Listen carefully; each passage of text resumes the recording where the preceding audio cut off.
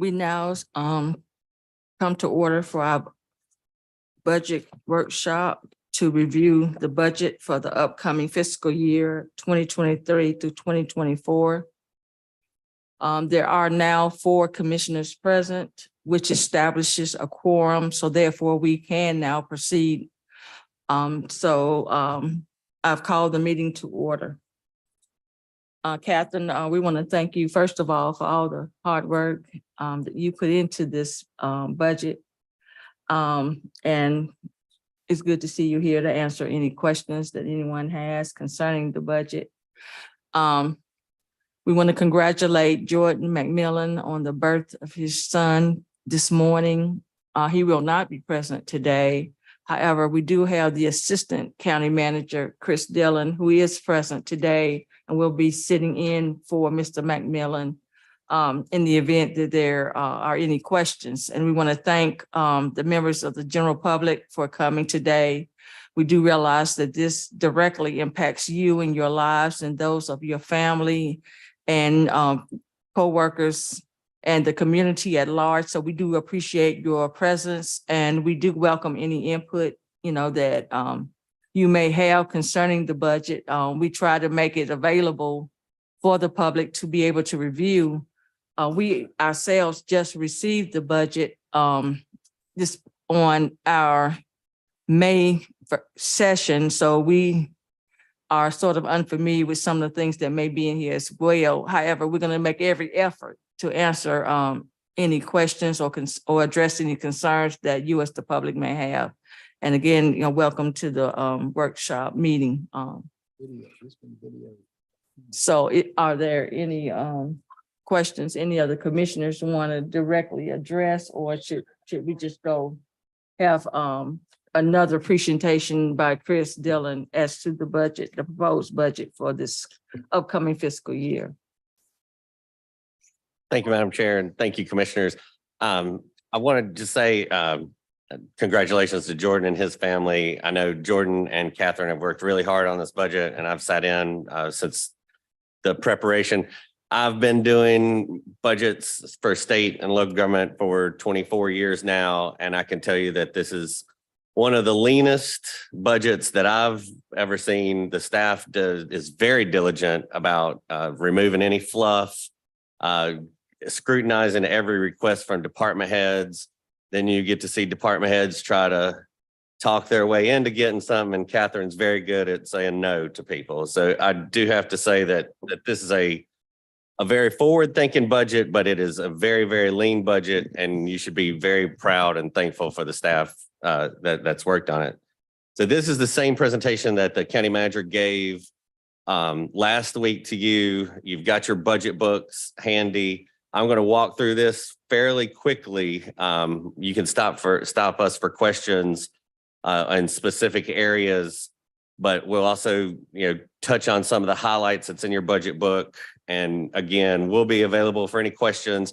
If there's a question we don't know the answer to, we were planning on compiling those and send them out to the whole board so everybody has the same information available. Chris, what's your process? You just think you're going to go through the summary stuff, and then we're not going into specific budgets? What are you planning? How's your format work? The way I was proposing, Commissioner, is to go through the revenues, see if there's any questions, go through a summary of expenditures, see if there's any questions, and then go through the capital and see if there's any questions, then highlight some of the notable unfunded requests. And then if there's specific questions within any of the expenditures, we can address those at the end of that section, or the revenues at the end of that section, if that's okay with you. No, we'll get more detailed than that, but Okay. That's, yes, sir. So again, this is the total general fund budget. It's, an increase of 4.5%. I think that's uniform. You'll see in local governments across the state that budgets are rising because costs are rising, mainly personnel, retirement, state mandated programs. You'll see throughout the budget that the state mandates certain payments and those costs are going up as well. This is the total general fund, but the unassigned fund balance. That's a very good number for 36%. There's a reduction in F1 21 to FY 22, and that was moving 4.5 million to capital reserve.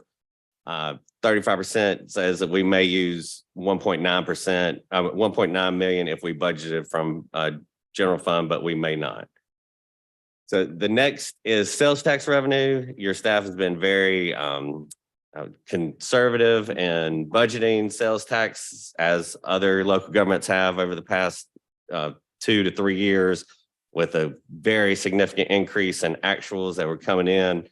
And FY 24, you're getting closer to the actual, bumping up sales tax with an increase about 1.14 million budgeted, which is still conservative and provides a significant cushion if the economy should start to change. The next slide just goes over general fund expenditures. You see the personnel costs are rising 2.5%. The operational costs, you see an 8% rise. Inflation, you can see anywhere from 8.5 to 9% going up each year. The capital outlay is down 26%, and the transfers to other funds is 29%. Just curiosity, we did a 4% cost of living. How did personnel costs only go up 2.5%? We had a substantial savings in. We'll get to that in a little while, but we had a substantial savings in our budgeted for our insurance, our health insurance. Okay, that's a health insurance savings, what you see there. So this is the overview that the manager gave last week. As you can see, the red, green, and blue areas are your 3 major areas of what local governments, what county governments do, with 33% in public safety, which is highlighted in red, 22% in human resources, which is highlighted in blue, and 20% in education, which is highlighted in green. Everything else, the small slivers, are other county departments and services. So revenues is one of the areas. If you turn to page 3 of your budget book, there's a summary of the revenues and the different buckets. As you know, local government's main source of revenues are property taxes, followed by sales taxes. The budget is increasing 2.5 million. The majority of these revenues are come from ABC revenues rising, registered deeds revenues are increasing, building inspections are increasing, and the property tax collection is improving from 97.6 to 97.73, which is about 34,000 additional revenue. So we did see a $63 million increase in the tax base, and we actually talked with another county tax assessor this morning to discuss what we would see as a revenue neutral rate next year, and we can see a significant decrease in what the tax rate will be moving forward at a revenue neutral rate. I didn't know if there was any questions on the revenue side of the ledger.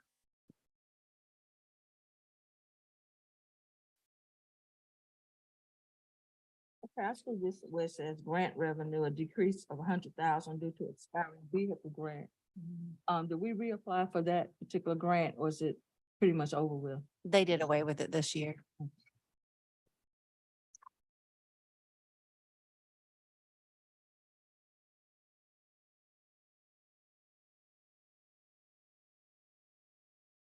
Well, Madam Chair, I'll continue forward to general fund expenditures. This slide just illustrates what we had expressed earlier about general fund expenditures. Personnel costs are up, larger than normal increase, and the capital outlay decrease is a one-time appropriation of 1.22 million to Vance Granville Community College in the current year. So we have 5 major items that are driving up the increase in personnel costs. The cost of living adjustment, which is 4%. That's, I wouldn't say it's generous due to the inflationary costs that your employees are seeing. The 401k retirement match, that is a new program that's restarted an old program that was discontinued. The main reason for local governments to go to a 401k program at all, especially a match, is to try to attract new talent. So younger generations that are coming in don't necessarily believe that pensions will be available or don't want to be at a job for 30 years to get a pension. So that attracts people who are carrying their 401k from job to job, and it hopefully will lead to attracting talent to some of these positions that have been hard to fill. The mandatory retirement increases, that comes from the state treasurer's office. And there are a couple of new positions within the budget.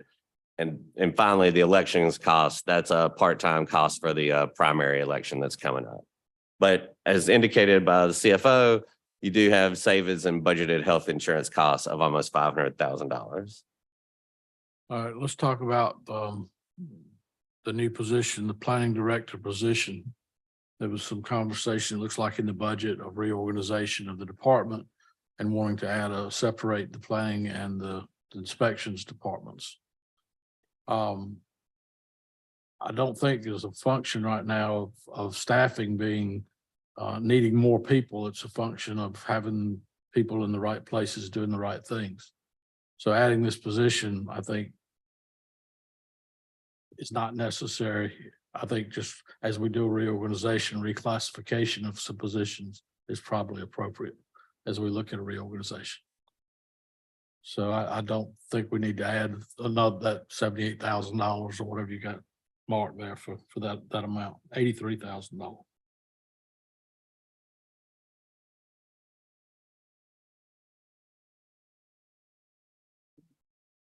I mean, do we need to? Yeah. We need to poll the board to see where we would be on that as I don't know how to move forward from this. I mean, Is it? generally, we'd have conversation Okay. and just kind of talk about it a little bit. We're in this discussion phase during this workshop. Okay. We're not ready to vote. But on just, anything. I mean, So do we- well, I guess just Yeah. kind of a little, I- get the thoughts of the board on this issue as we move, as we go. I mean, or do you want to just make a list of them and then we talk about them more in detail later, or how do you Yeah, I want to do prefer that? to do it that Okay, way. I'll do that. And that's, What's the issue here? What's the issue, Dan? The budget proposes a planning director position to be added to the planning budget.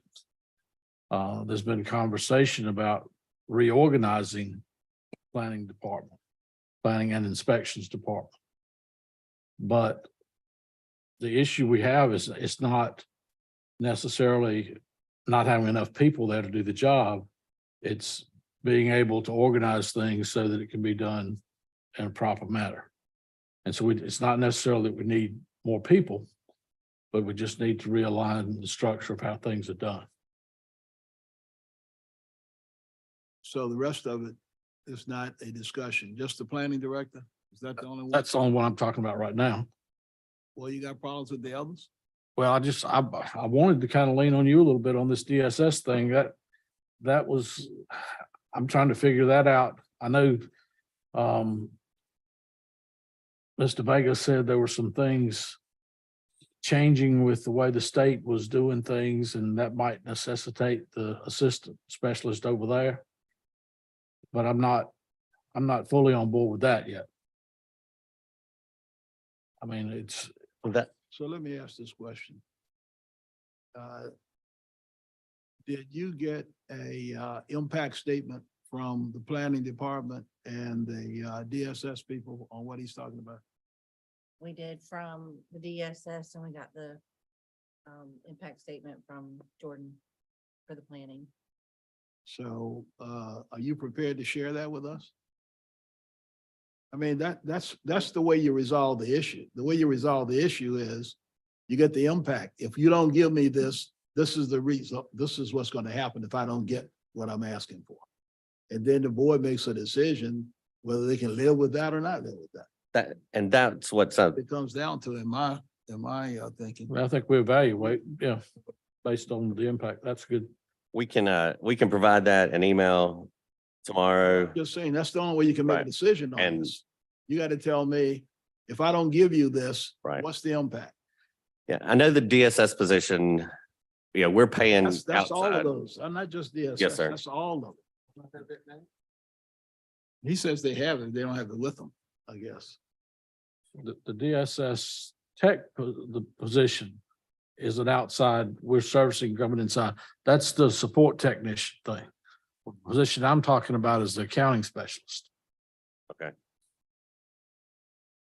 But you need to do it for all of them.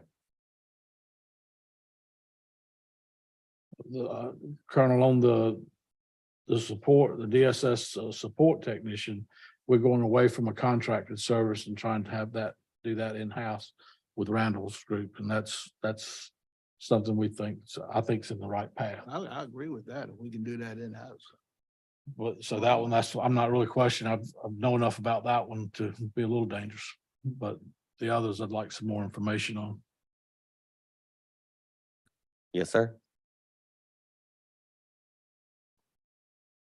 So moving forward on operational costs, not personnel. Just slow down a minute. The election stuff that's down here. And I don't know, I'm used to going by the actual real numbers rather than by summaries, and so we can see what you're dealing with all of it. But these election numbers, we've got the increases which we generally have during election years. And then we've got the city election. These are the expense side. Now, for the city elections, do we have an offsetting revenue from the city for all of that, correct? And is for the regular elections, the county pays 100% of that, or does the city pay a portion of that also? We pay all of that part, and they'd only pay for the city, special city elections. Okay, Yes, sir, that's the statute. okay, and then this ETJ, environmental code enforcement position. I know we've talked a little bit about it, but what exactly is this full-time position gonna do? I mean, it seems like a whole lot of person for running a circle a mile around the county. Yes, this is partly city funded, partly county funded, and that's to do code enforcement, cleanup, enforcement for the extraterritorial jurisdiction due to complaints from commissioners as well as the public that area is not, litter, vacant houses, that abandoned properties, somebody to go out and enforce those areas because it's not, it needs additional attention is what we heard from the public. And that's noted. Does that warrant a full-time position? It is a split position with the city. So we would not be paying for a full I don't FTE. care who's paying for it. If we do a part-time position and we're paying less money than we would otherwise. I mean, is it a warranted full? I understand we're splitting the cost with the city, but does it need to be a full-time position? Yes, that is the recommendation. And on what basis? Because I don't see it. I mean, I know I get 4 or 5 complaints a year. We've got a few houses. Once you get that cleaned up, then, it's just kind of bumping along. But to make that a full-time position, just to me, there needs to be more to it than that. Is the city driving this or are we driving this? City. Hmm? City. The city is driving this. And so therefore the city needs to come forth and answer that question. We'll have that answer. I mean, I like the idea of that because the ETJ has been a forgotten area. But I don't know that it warrants a full-time position. Well, the city is charged with the responsibility of the ETJ, basically. So let's hear what they have to say about it. Well, that depends on what area that you're talking about. They are in some areas, but they're not in other areas. In other areas, those responsibilities remain ours. So that's why it's been a question for years of, the city does this part and we're supposed to be doing this part. And so this is to kind of bring it together. I like the concept of it, but I just don't know that we need a full-time position for that.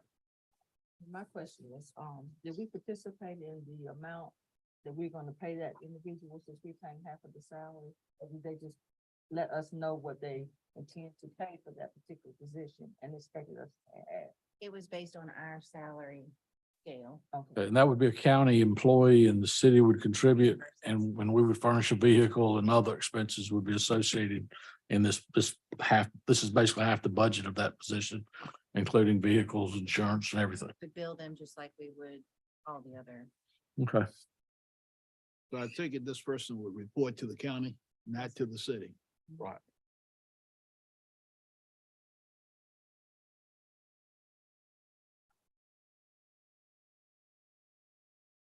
That's all I had in that section for me. I don't know if anybody else got anything. Hmm. So that's all I had in that section. I just, one question with the emergency management, the increase in the part-time salaries. Is that related to the study that we did before? Okay, so this is in compliance to comply with the study recommendations. I just want to verify that.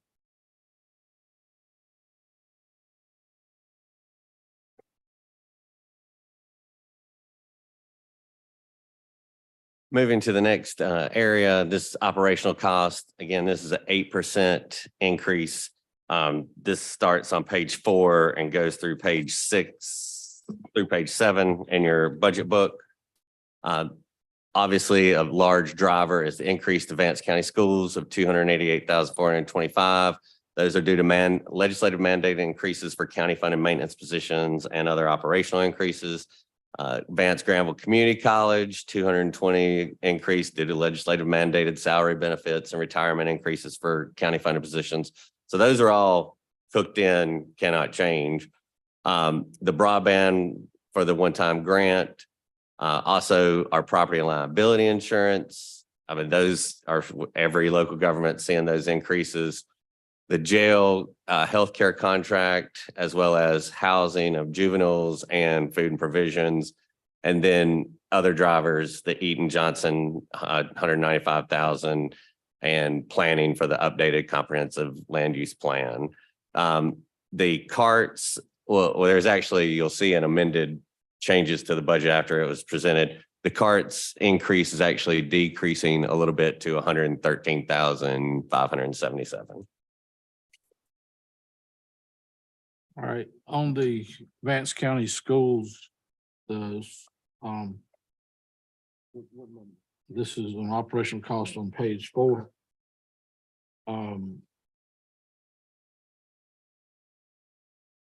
This $88,931, it says for legislatively mandated increases for county funded positions. What positions are they that we pay, the janitorial staff, that kind of thing?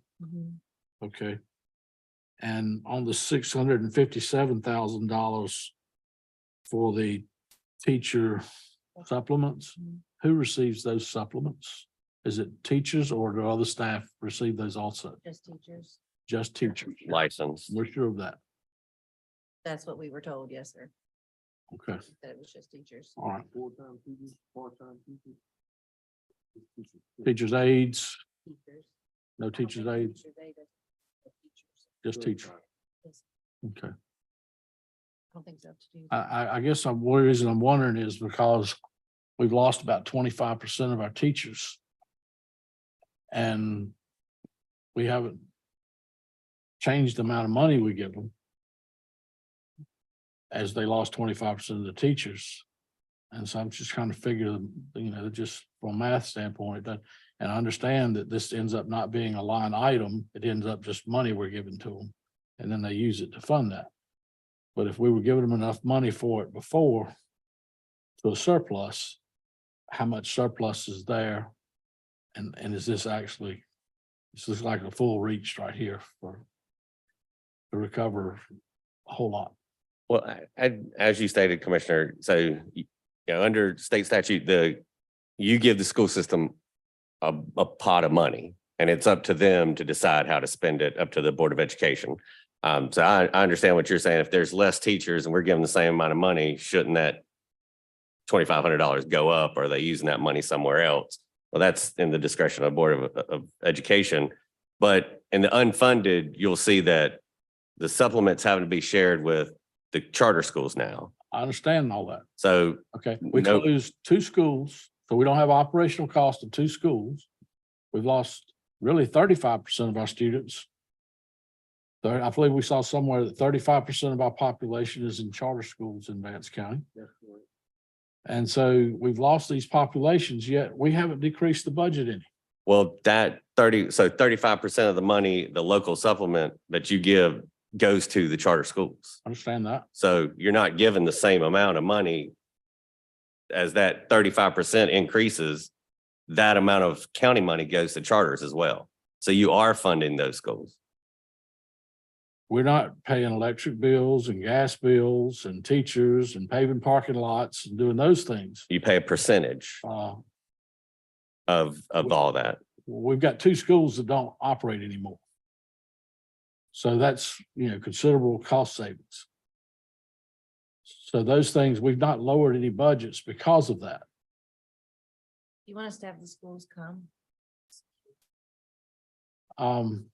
Yes. Have, Okay, we'll work on it. I mean, because I'm just, it just, it's math. And it doesn't make sense. I just don't have the answer I for that. understand. just know what they request. and- Yes, sir. Mhm. Just be clear on what you said. I think I got, I just want to make sure. The 35% what we saying that we lost to It's 30. was 30. The 30% that we lost with the public schools went to the charter schools, if the ones that went to the charter schools.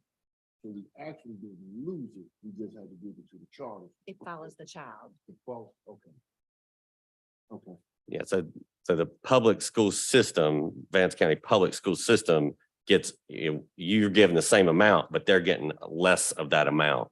Because as the market share, I don't want to talk about it in market share, but as that increases with charters, then under state law, they have to give that percentage of the student population to those charters. On the, I know it's in the budget, we've got capital mixed into the operating budgets, these capital outlays. Is that something that started maybe, I don't know, it distorts the budgets because it's not really an operating, it's not a recurring item, like the broadband thing. We've got that put in a budget item. Still paid out of general fund. So it's inside the general operating. Is that what you're meaning? Yeah, but I guess It's before different we places. kept it in like central services or something, somewhere else, and it wasn't in each department's operating budget. For all capital, Yeah. For those one-time recurring, they used to be separated, non-recurring. I mean, I know that, like when Brian did his radios that were for everyone, that was in central services, but then when Javier buys an ambulance, that's in his budget as well as the CIP. Okay, well, I Is that what just, you're meaning? well, I guess when I'm looking at the line item budgets Hmm, and I see, okay, this budget's gone up Yep. $400,000 this year. Because Right. we've got, So, because you've got capital stuck in it. So I thought previously those had been separated out into a different line somewhere.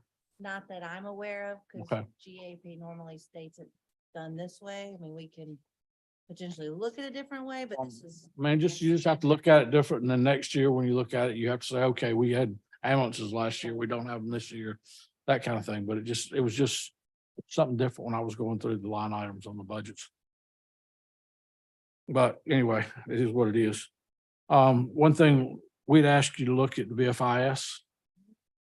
We did, the next day, we both actually, Chief Wright and Director Plummer reached out to Walter Gardner for a quote, and as of yesterday, we were still waiting on the quote, and he said he was gonna be 10 extra days for us to get it. So we reached out after the April 11th meeting where you mentioned it, and we are still waiting on him. Okay. So I have the NCACC numbers ready to go on that if you want to discuss that for VFIS to compare. But we don't have the quote yet for VFIS. We can wait. I mean, we won't approve the budget until we've had a chance to look at all of it. Right. But the NCAC numbers, Like how much we Oh, paid and like. they're already in the budget, correct? Yeah, for budget, I mean, for like claims and how many claims we've actually done in the last 10 years to kind of compare whether it's worth it. But Okay. we can look at that when we actually get the quote. Okay.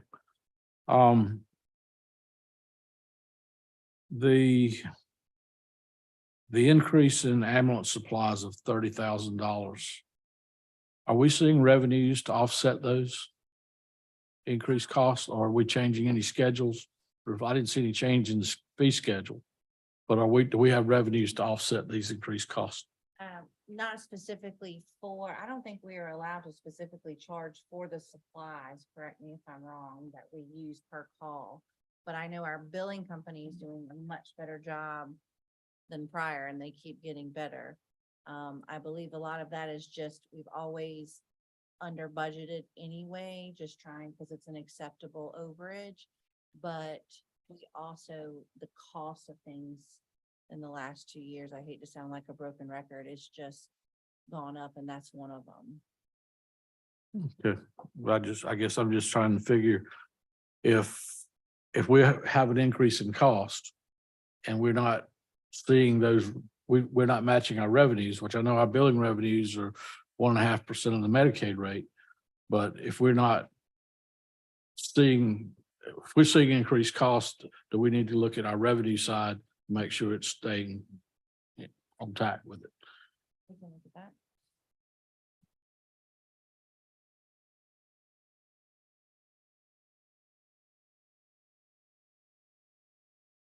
On the fire department, you got a $2,500 increase in the fire prevention. What is the current fire prevention? What the total? Mhm. 1,000.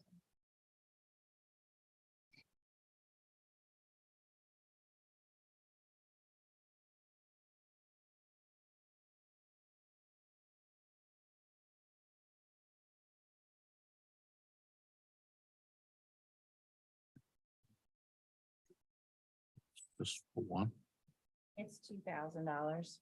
2,000. So what kind of program we instituting that we're gonna more than double the, A lot of this is for a camera that they need for it, a what? a camera for I might get Chief Wright to help me on this, so before I can find all the information, he can probably speak to it soon. But Need to replace the camera for fire investigation, mhm, investigating fire systems. To replace the camera for fire investigation. Camera we use to take photographs of fire scenes. They're very old, about to take good pictures, we need to replace. We need a $4,500 camera. no, the camera is only 900. I was just listing what made up that difference from 2,000 that was last year to 4,500 this year.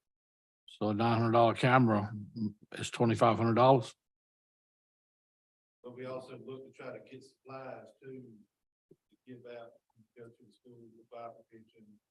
We take different churches, schools, daycares, to get the kids something. I'll show.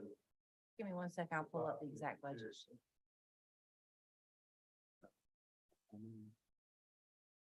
Six.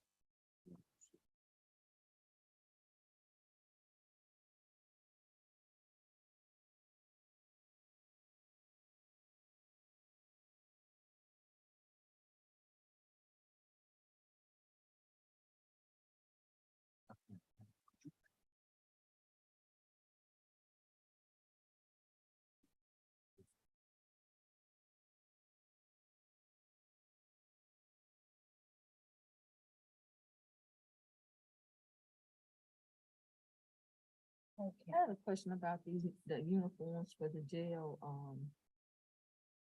what you got 17,500, what all does that include? What'd you say?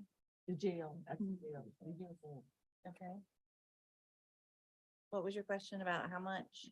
Yeah, I see 17,500 has been allotted for uniforms. And is that for individuals yet to be hired or the current ones that? Both. This actually request came and Captain also might be able to change it if she wants to or needs to, but this actually came from Major Austin. Major Johnson, when he was here, he requested a full, basically makeover of the jail staff because they had had so many either hand-me-downs or mix and match and all these different types of uniforms over the years. So he would like to, or they would like to just completely start a brand new uniform and I think have all black, correct? Or, with new patches and things like that to make them look a lot cleaner and more professional and things like that. And that was an overhaul of all of that. Also some money for inmate uniforms, I believe, if I remember correctly. Yeah, but that's a different line. item. Different line. item. Yeah. This for full staff or the staff that they got now? It's for full staff. Mhm. We have to, but we prepare for the worst. Okay, We budget. so the other one, So do you have the actual, this is the new line item, I take it, so they want to update the uniforms, this was something that wasn't budgeted. for Different last year. money amount from last year. Uh-huh. They, I think last year.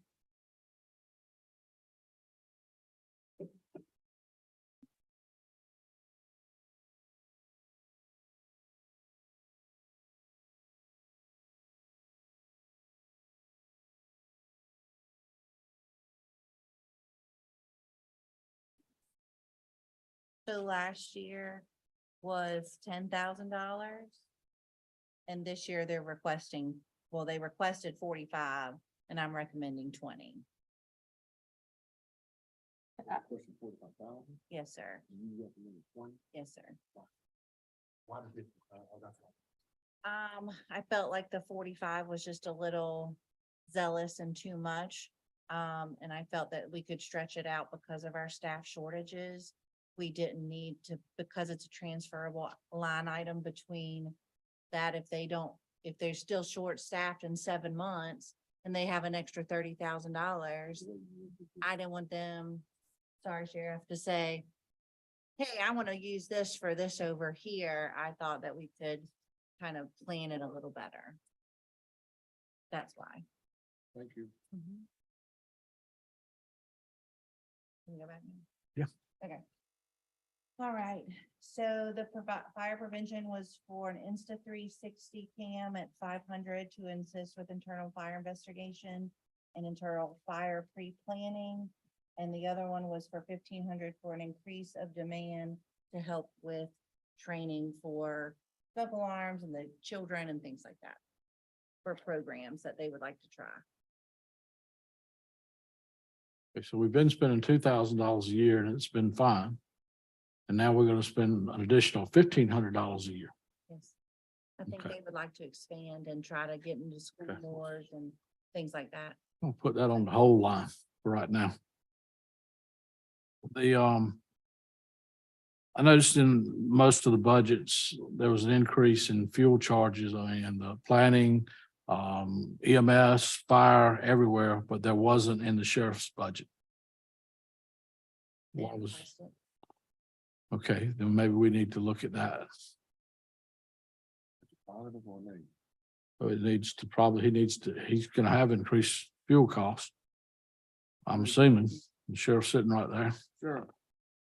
Got a question. Sheriff, you didn't have any requests for any increase in fuel cost for your vehicles where the other departments did. Was there a reason for that? Just staffing, you don't need it right now? Okay, thank you. Social services. These increases, the low income household water assistance program, the low income energy assistance programs, are those pass throughs? Yes, sir. Okay, Yeah, we have revenues to offset that as well. okay.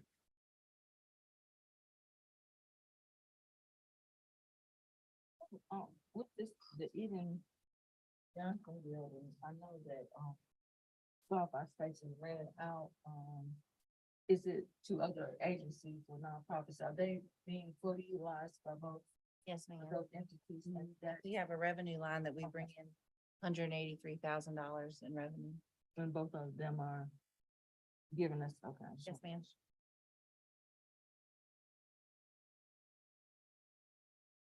Emergency management. $1,000 increase in phone and postage. And then there was a $5,000 increase for sign materials and all. Did we change our fee schedule to accommodate for this additional cost? Page 6, Hey, Sue, 8, 6. which one we're doing? The emergency management 911.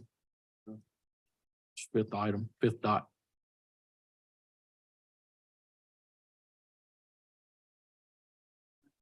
We do not increase our revenues. Those are just expenses. Okay, are we covering the cost of those with our sign fees, with our sign cost right now? Mhm. I'll have to double check.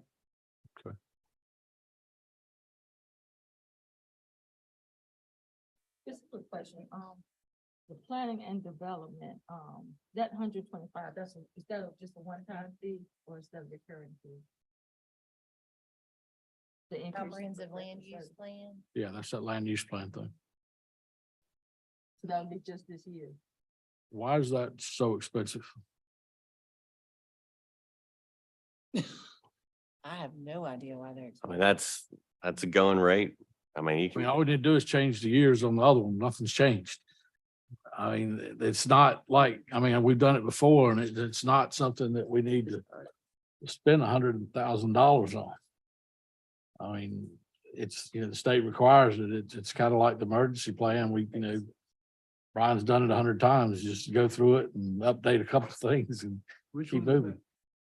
The comprehensive plan. The comprehensive plan is what I'm talking about. We've got $125,000 budgeted to contract a company to redo the comprehensive land use plan. No. Planning. What is the code red, the buying of code red? What is that program? That is our community alert notification software package that we pay for. It's a cloud-based system. We don't own it. Is essentially if we have to issue a warning to the public, we've activated shelter somewhere, there's a boil water notice, we've had an inmate escape, something like that. That's what we use that for. We only pay that twice, like once every other year. That's how the concept, we'll pay it this time, we'll pay it next year, we'll pay it in the following. Okay.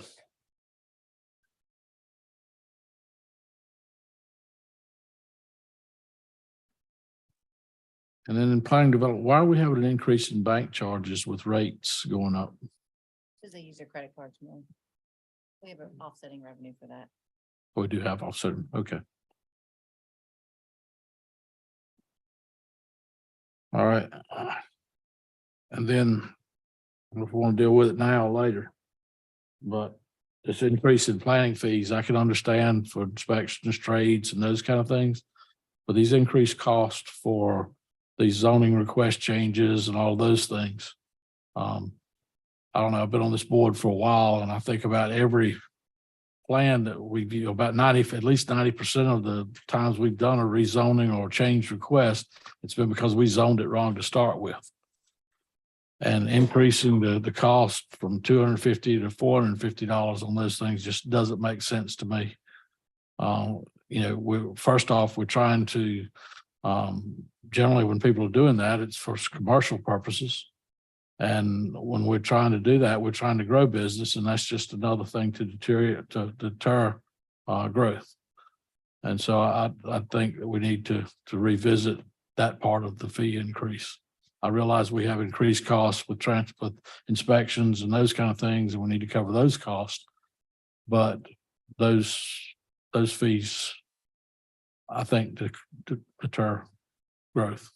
Well, and that's actually a discussion statewide. So you're trying to not subsidize development with your general fund, that you're trying to pay. And we looked the other day, I mean, our cost for that department far outweigh what the income that brings in, the revenues for those. But you're only raising an additional, projecting and raising an additional 30,000 in revenues. We're trying to, And that projection in revenues is not, first off, that department used to pay for itself. And that was a very profitable thing for the county, and now it's not. So fundamentally, we don't, I mean, nobody wants taxpayers to subsidize development.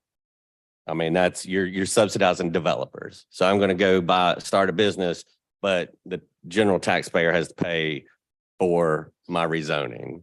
So you're just trying to catch up. And if you look at our fee schedule, the proposed one, it's commensurate with neighboring jurisdictions. It's kind of lower to some, but that's the theory behind, as you know. and I think that's the position our board has always taken in the past, was that we wanted to be lower because we're impoverished county and we want growth. And so we've always taken a position that we wanted to be, as be able to work with people coming in to start new businesses, and be as easy to work with as we could. I think keeping those fees down, and a lot of times, like I said, those fees are it's like the one we just did out in Kittrell. The thing sits on Highway 1 at the intersection in the main part of Kittrell, and it was zoned R30.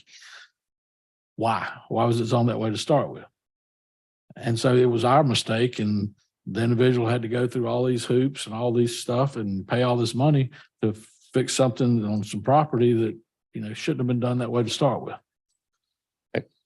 Agreed. But somebody's going to have to pay for it. So it's either the ratepayer or Why does it cost so much to do it? fee payer. Yeah, I understood. It's based on what Mr. Brumman is talking about in terms of fee and trying to be self-supporting. If you looked at other areas, like for example, Oxford, where they've got a lot of growth and boom is going on, when you compare us to them, what are you seeing? The proposed fee schedule is comparable and a little lower in some parts than what our surrounding jurisdictions are. I mean, everybody's trying to,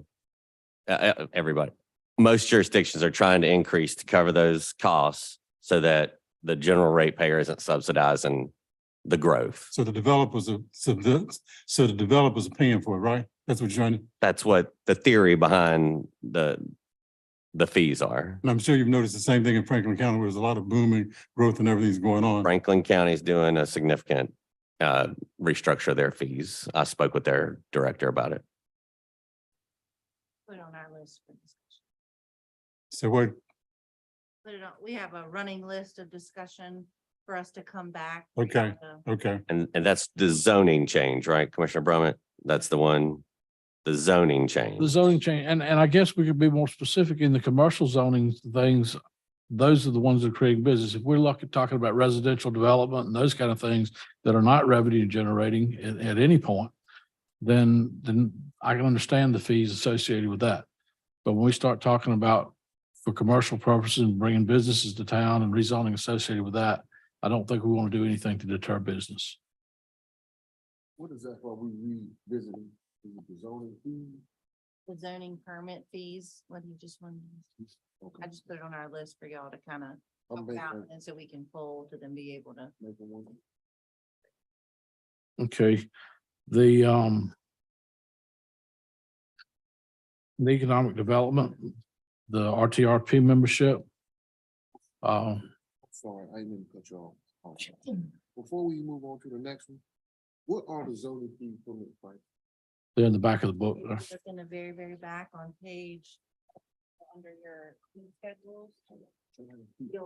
That's okay. In the very, very back, you'll see the fee schedule of the entire county. And then whatever ones are changed, they'll be crossed out, and the new one's right next to it. That was 176 or so. 76, and then Yeah. it'll be on page 11 of 176. Yeah. The other thing in the sheriff's fees, you still got the $5 permit fee, which that law has changed, so there's no longer a permit, so that needs to be taken out.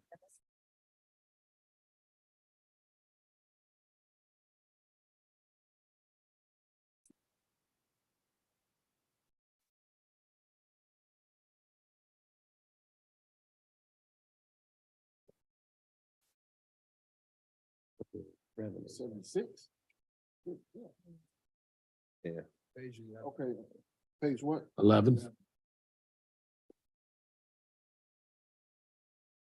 You can see, like, starting on page 7, you can see the current, and then on the right-hand side is the proposed new fee for all of planning. Okay. And if there is no, proposed new fee title, it's the same as last. And you talking about all of this as a whole?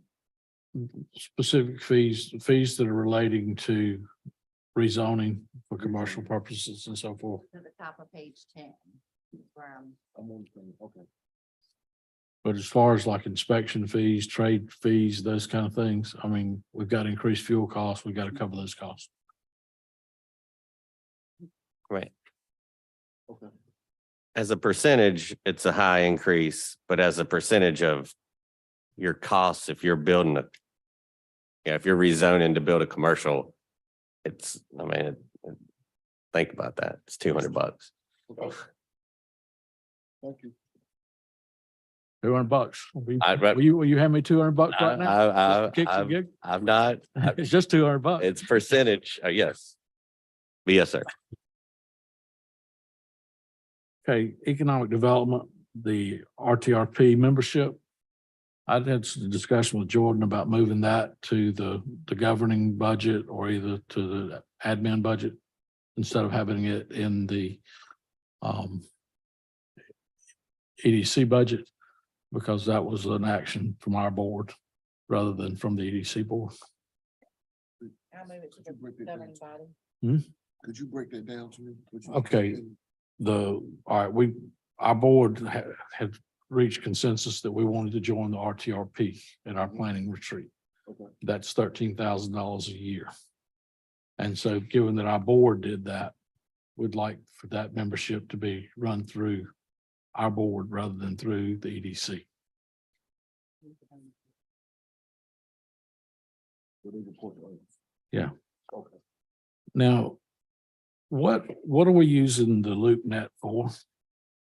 I mean, I know that's a commercial real estate listing thing. What is, just a question, what is that? Why do we want to be a part of that? Yeah, it's advertising for the industrial park sites and other commercial sites that are in the county. Okay, so don't we have realtors that do that for a living? Well, if I'm a site selector, I get this LoopNet as a standard industry standard, where if I want to, site advanced manufacturing, I need this many acres, zone this. I mean, I this use much- LoopNet, I know. Okay. I mean, I got a real estate license and do commercial real estate. Yes, sir. So I'm familiar with that. But what I'm saying is the exposure that you get from having a property listed with a realtor is a lot greater than we get by just having it on a county website and in LoopNet. And I'm not sure if that's what EDP and C strives to push, Department of Commerce. Everywhere I've been associated with, LoopNet is what the EDC uses to put sites out there. It is just an industry standard, as you know, it's an industry standard Yeah. to try to get properties out there. Okay. I guess just at some point with our properties, we're not really in the real estate business. We have people that can do that, and then we can focus on other things. And the LoopNet can be a good tool also. I mean, I'm not against it, but I just wanted to know what the purpose of it was for us. Yes, sir. Okay. On the elections budget, you got $42,850 for rental of equipment. Does that mean we're not buying computers now? Is that what's going on there? I believe that's for the polls for just.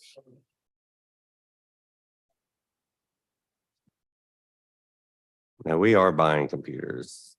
That might, I don't want to, I mean, there was something going on with the state where we were in a transition stage with equipment or something and didn't know what the longevity would be. And I just like to know a little bit more about why are we paying that much to rent something? If or what that equipment would cost?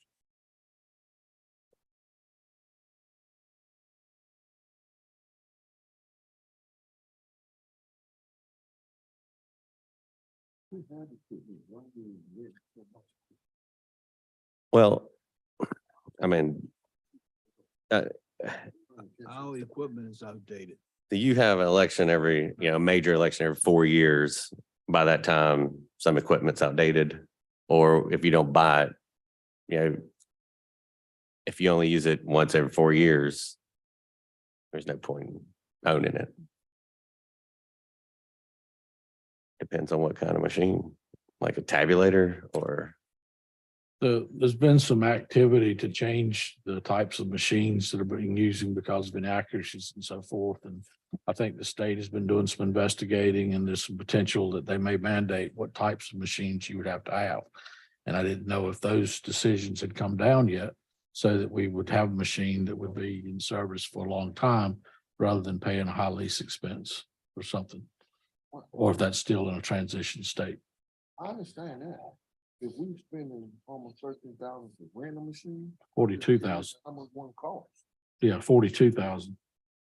42? 42,850 is what we have designated for rental.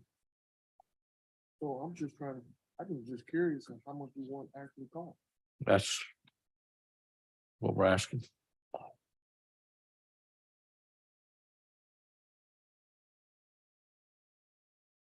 It's,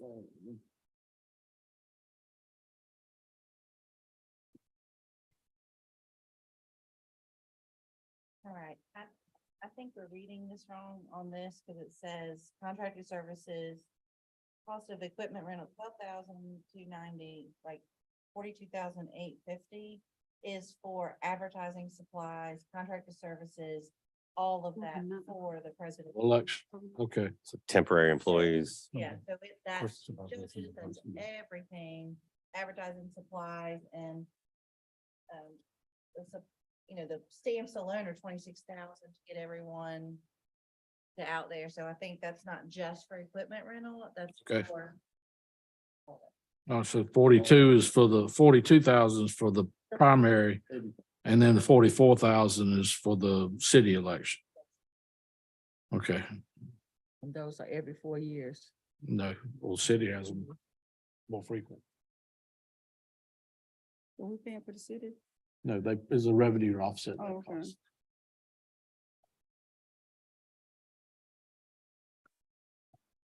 breakdown for this 42,000. There should be somewhere. Yeah, breakdown for the 42,000. Here, he's that. Think like that, won't hear you too. Is there a breakdown? I apologize.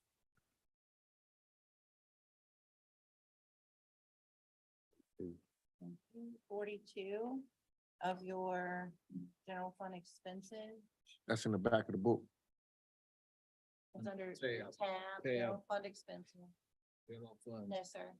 Sean, under your tab, look for general fund expenses, Okay, and then look under page 42. thank you. And then,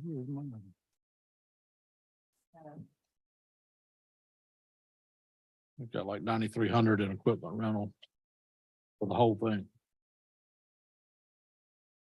and No, that's for the software, election management, a U-Haul, the Kittrell Fire Station, St. James Baptist Church. Now, there was a line item in that budget for equipment rental for city elections, and but now it's all in one line item. We've always had office supplies for the city, since I've never seen one for election supplies. Maybe it used to be. I mean, it's in the it's line 114 in that budget. Yeah. And the fourth, Use that as a- okay, just blank, okay. All right. Cooperative extension. Are they changing the formula for our percentage on that? things. Okay, because there was some conversation about changing that. Not that I've received them back from the state, yes, sir. Okay, all right. We have reached our salary scale with them about 2 years ago, but other than that, no. Okay. There's a substantial increase in the Parks and Rec budget. Could we get a detailed copy of that budget? I have their request. I can email you.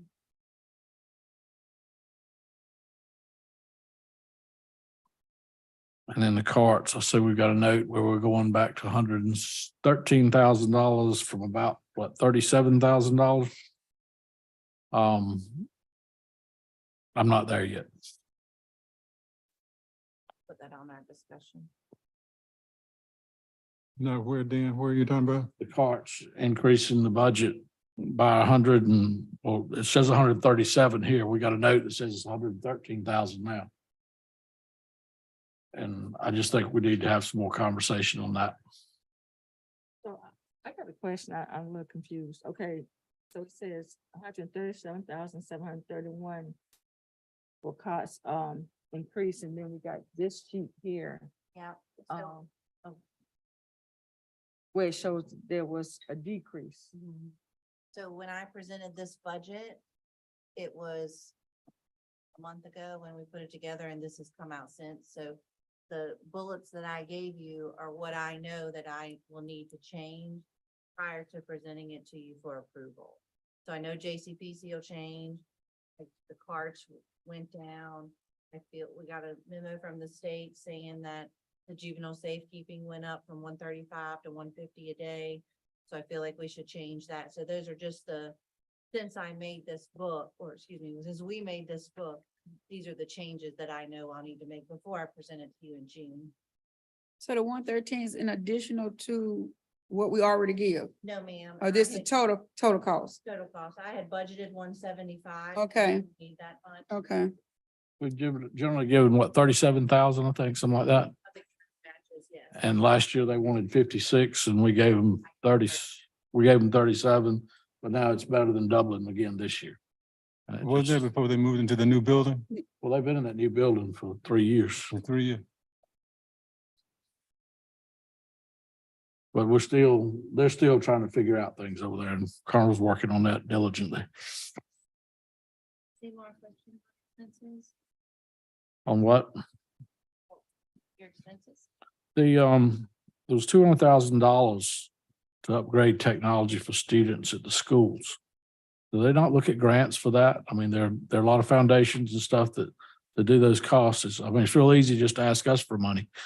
Yeah, I'm not sure. This is part of the final CIP request for the Eden Johnson transfer. This is our last year of that, and that was part of it. So that's part of that prior. Yes, sir. It was- Okay, it was the 200 and 425 in capital is the standard, and then the middle. so after that, that's gone. Yes, sir. Okay. That's why they came to us.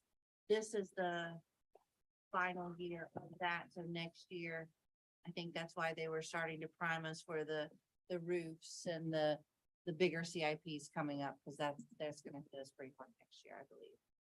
Okay. Can I go back to the carts thing where you said 100? Yes. Commissioner Brummett said he's not there yet, but Commissioner Taylor and everything, are the other counties in terms of increase in line with what we're requesting? Oh, yeah, the request is equal across all counties. So our portion is equal to what other counties are doing and everything? That's exactly right. But that's not saying the other counties are on board yet. Which counties now? Is this from our last meeting, what we just had? What we did last meeting was gave them monies to get them through this year. So we gave them money to get through the year. But we had one county that was on board with Warren County. Grambling County had made a decision and They Franklin. had a meeting. come- They were meeting the same time we were. That was for last year or this year. This is next year's budget we're looking at. They're not on. But if they weren't on the board last week. I'm Sean, asking, are they on the speak in the board? microphone. No, I thought, People I'm can't sorry, hear. I gotta get used to this, Mike. If they weren't on the board last week, my question is, are they on board this week? I understand we went through last budget and this new budget. But if they weren't on board when we ended the season, are they on board when we start the season? That was my question. And we don't know that right now. We don't know that yet. Commissioner Taylor, asked, They looked at the budget. We had a budget review. All county managers and county finance directors were there. They were on board with what they saw. with the exception of the operational budget. The Commissioner Taylor. operational budget, they're still not on board with, but the admin portion, they're on board. Is it fair to say, that one of their issue is the data was falling short, not, then consider a lot of the cost for the new building, right? I just Correct. want, the that's operation- the that's problem with the operational addition. part of the budget. They're not- operational. That's what they're not on board with. I mean, I'm talking about as the downfall of their, where the shortage is falling because they didn't consider the total operation of the new building. I just want to make That's sure. correct. Mhm. They're- Correct. they're But And not- that's what's being- going, but that's that- why the question now, new this amount because of, But that is being included in the new budget that they're proposing right now. The That's what I'm talking operations of about. The building is in their budget right now. I guess my main, Counties are gonna have to decide whether they're gonna pay it or not pay it, that sort of thing. my main thing is when we went over to tour the facility, they talked about expenses, expenses, expenses, but weren't willing to really cut any expenses, but then they weren't willing to look at increasing any revenues either. And that's what I think the Colonel, you guys have been working on ways to generate more revenue. That's correct. That's. And I haven't seen that yet. And that's what I'd like to see so that we can move forward. Well, just as, so there's three budgets at Carts. Yeah, this is a request from the Carts Board. All the county managers were in agreement with funding the capital and the administrative sections of the budget. The operational is over $1 million off, and there will have to be significant cuts in services that this money does not address. If you wanted to fund Cart's full request, our budget would be over 350,000 is the request that would come to us. So this is what the managers were comfortable in continuing to fund the county's portions of capital and administrative. In an organization that we still don't have last year's audit or this current year's audit, we don't even have anybody prepared to do it yet. Is that correct? They've got 2021's audit. They do not yet have 2022's audit.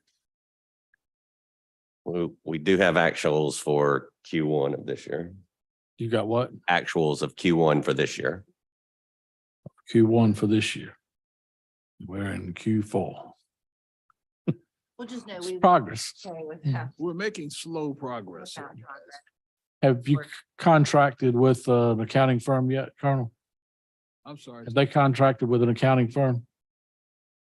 Yes, yes, they have identified that firm. I'll know tonight whether they've contracted with.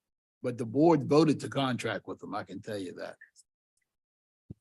Price got Adams. That's for the audit. Carolyn, can I ask this question in terms of you are working with COTS? There are other organizations throughout North Carolina that has a similar thing. Have you all looked at what they're doing? How are they meeting budget? Are they over budget? Are they struggling like our COTS? What are you finding out? What we're finding out is that we need to look at them. We've had the Department of Transportation down to help us get forward. But we have some issues. No question about that. Appreciate you grabbing that rope, Colonel. He's not sure. You see the disgust on his face. Rome wasn't built in a day, guys. Okay. I just have to make sure we find a corrective matter or something, make sure the carts. But don't go carts is under. something we have to figure out a way to make. Oh, work. make- We make gotta- it work. we gotta That's figure a my way to make it We concern. have to Gotta make figure it out a work. way to make carts work. Yes, That's right. That's the bottom the line. bottom line, And so that's what we're working on. yes. Madam Chair, that wraps up the operational, we can move forward. Oh, sorry. Before we move on, let me ask you a Okay, go couple of quick questions here. Uh, Mhm. The small business initiative, that's brand new, right? Yes, sir. That's something we have not done before. Yes, sir. That is one of the board, that came out of the board retreat. Yeah, I know. I know. That's money to the, But community college. the amount of money did not come out of the retreat. That is So correct. How did you determine the $15,000 for small business initiatives? And where is that money going to be spent? How are you going to spend that money? we're going to work with the, what's the small, Oh, with the community college? Yeah. You're going to work with the Wisdom, yeah. community college on this, and you're going to spend $15,000 on it. yes. Is Oh, that- Have you coordinated with them? That's what they say they wanted? They wanted $15,000. We feel that that's a pilot. We can try to get something off the ground. Okay. Carol, My other two questions very quickly are, he went back. in the tax office, you say that the $3,400 is for special contracted services due to annual building.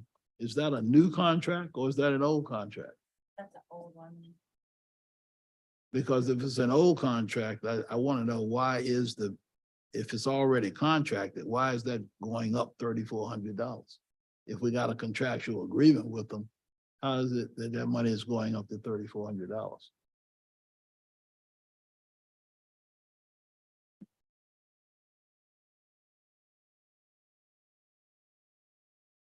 So special contracted services for South Data, our attorney, and new construction. So, Portia went up because of our Hicks attorney for billing, for more tax foreclosures, things like that, just estimated costs. But question is there a current contract to do all of this now, or is this a new contract? There are recurring contracts. and That's my question. Yes, If sir. it's a recurring contract, Yes, why is sir. the money going up?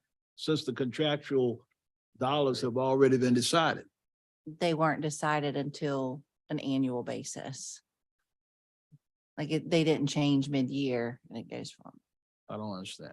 But that's like with Kyle Hicks. yeah. Yeah, and it depends on how many, Based on actuals. They based depends on- on how many times, how many foreclosures we have or how many cases he has to take for us. So Mhm. that the amount changes. We've got a greater number of cases than what we'd projected So before. it's based upon the number of Right. things. Okay. Yeah, that- it's that's not a I got contract. it. So, no, it's a contract that says X number of dollars per closing or something. Yeah. So if we got more closings, it's more dollars, and that's okay, I got that. Okay. Now, the other question I had was on central services. Go down here to central services down here somewhere. And so it says increase in employee recognition for $10,000. What are we gonna do different? That costs us $10,000 more in employee recognition. We were hoping to honor those that have been here for different numbers of years with different tokens or appreciations and What do we pay for it now? nothing. Nothing? Yes, sir. We would like to go back to, a lot of surrounding counties have, if you are here for 5 years, you get a keychain, or if you were here for 10 years, you can I thought pick we out. gave them a pin or something, a 5-year recognition pin. I think they just give them 25-year a pin, plaque didn't it? now. I think that was taken away a while ago. Oh, that was taken away? Yes, sir.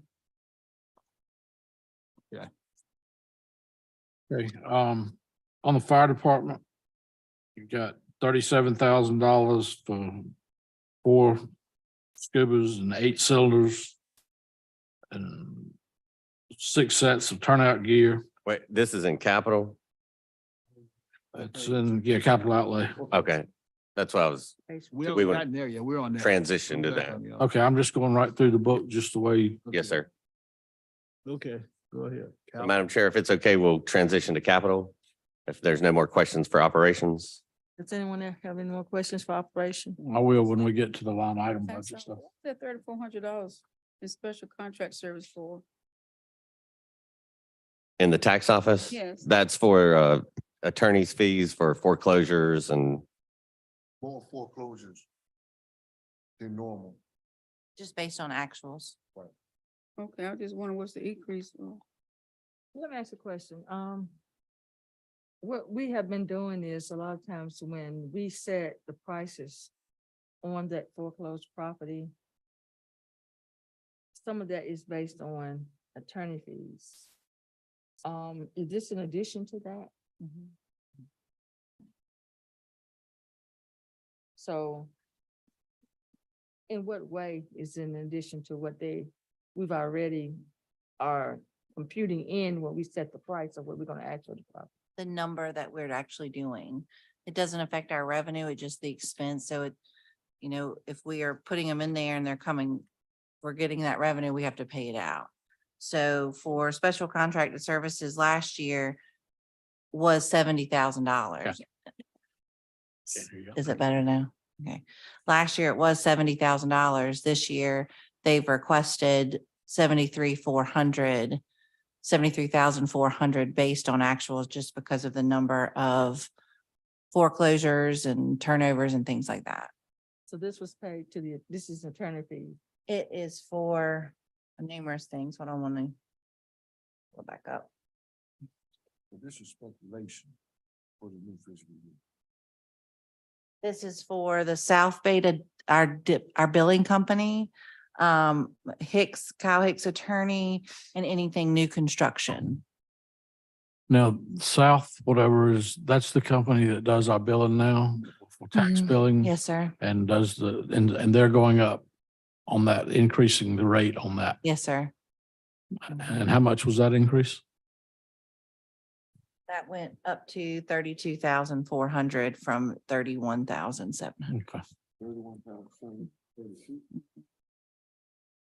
Could I ask I'm sorry, could I ask the question back to, before you go to capital, back to broadband? I have a question about the increase of 170,000. Does that get us more, are we able to reach more people? What's the end results of that increase? Are we going to be able to serve more people? Yes, sir. That is a great grant participation with Brightspeed that will add additional capacity within the unincorporated areas of the county. Is that 262 households, something like that? Mhm. 260 some households? 262, if I remember right. I think you're right. And then there were like 4 businesses or something. Yes, sir. But the infrastructure will be there for future availability. Okay. It's a $2 million state grant is what that 173 draws down. 2 million? Yes, sir. Okay. So what actions did y'all take to reduce the utilities in the courthouse and admin building by $4,000? I like to do that at my house. The LED lights and that Duke Progress, Say again? adding the LED program with the light. Oh, by changing the light bulbs and Mhm. going into LED, you decrease the courthouse and the admin utilities by $4,000. Well, and also you remember, Simply by changing the light bulb? well, and we have new windows, everything's a little bit more efficient. We have new air units, things like that. So over time, it's just the actuals. So this is what. We did it based on actuals. So, but this is what they funded, this Okay. one. Just curious.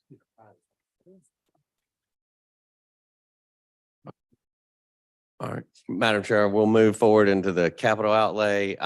You'll see an overall decrease here of 869,000 or 26%. That's the large one-time funding provided to the community college in the previous year. The major capital items you'll see starting on midway through page 7 are vehicle purchase for the sheriff's office, 2 ambulance remounts, the jail, 500,000 for upgrades and maintenance. The school system, 625,000 in recurring capital, 150 to repay the parking lot outside, as well as mobile data terminal replacements and EMS for the automatic CPR devices. So again, these items are on page 7 and 8. If you have any questions, we'd be glad to try to answer them. So we didn't fund the ambulances for this year. We just, because we couldn't get delivery. So they're not in our current budget. Is that correct? Correct. And we did the remounts. And Yeah, I so- know we got 2 remounts we got 400,000 budgeted, Mhm. but that we didn't appropriate that in this year, so it won't be carried over to the next Right. budget. Yes, sir. Spend it. All right. Fire department, you got a whole list of stuff, technical gear, all this kind of things. Yes, sir. I thought we just did a whole bunch of that last year. This is the continuation. This is the final stage of that approved CIP for those air packs and bottles. Okay, can we get an itemization of that stuff? Sure.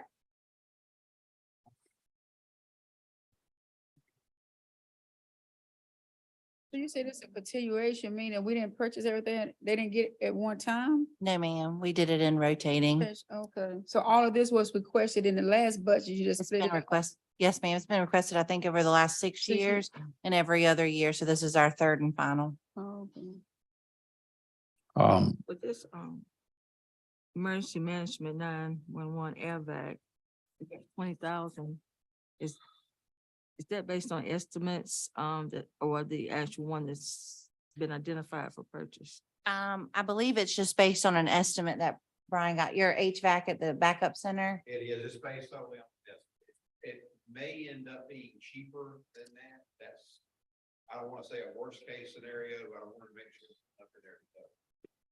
Because I noticed some AirVacs in other places, they had a lot less. I noticed that AirVacs in some of the other places, it was a lot less than that. So I was just inquiring why that was so high compared to some of the other HVACs. This is, that one unit does the entire department. It allows you to zone it off and things like that. It's either do one like that or 2 or 3 separate ones, and that's the cheapest way we found. That was the way it was recommended. So that's the way it currently is now. And you would know pretty much early on how much it's actually going to cost, right? Or are we going to just give you the 20,000, then say for instance, you find 10, then you'll be able to do what you want with the other 10? Or, It's a non-transferable line. Cheaper. okay. Okay, I just wanted to clarify that. It's something for that. Okay. One thing that's not in the budget, I think we need to look at, this microphone system is useless. Brandon will be happy. And we need to look at doing something to replace it. There's a lot of technology out there that you got things that'll source from 5 or 6 feet away. And you don't have to sit right here and chew on it while you talk. And so that's something I think we need to look at, because considering now we're doing a lot. We're broadcasting our meetings. People call after the meetings and say you can't hear half of what's being said. I've had 10 hands raised and pointed a microphone today while we're sitting here. Okay, And we'll add so- that to it. So We'll if we add can that. just get a cost on that.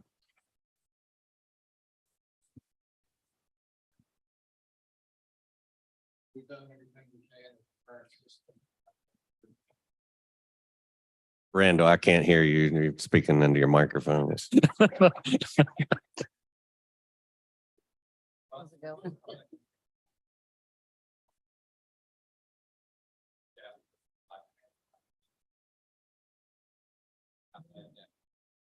I know some of the other boards I serve on, we have placed out, like 4 of them would cover the whole area here. And you probably got those at 911, Brian, right? Yeah, I mean, so that kind of technology is out there, and so it's something we just need to take a look at. It's because we're not, About technology in terms of what Brummett is talking about. Is there any way, like in terms of like when we have these meetings that, for example, I was 3 hours away today and everything in terms, had I been where I was, could I have participated in the meeting without?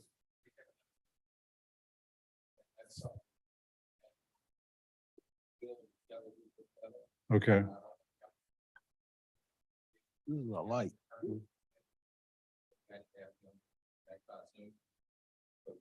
There it is. It just clicked on. See that?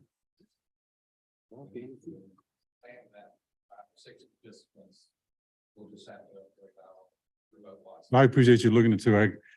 I was coming back on 9 and 5, but look, I can get a ticket. Catherine, are you hitting a switch or something?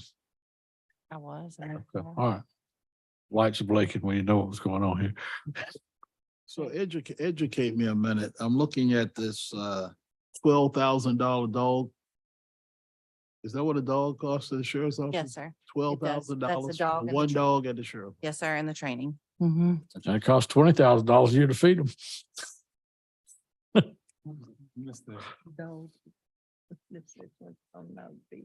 Hey, keep going. Oh, are we done?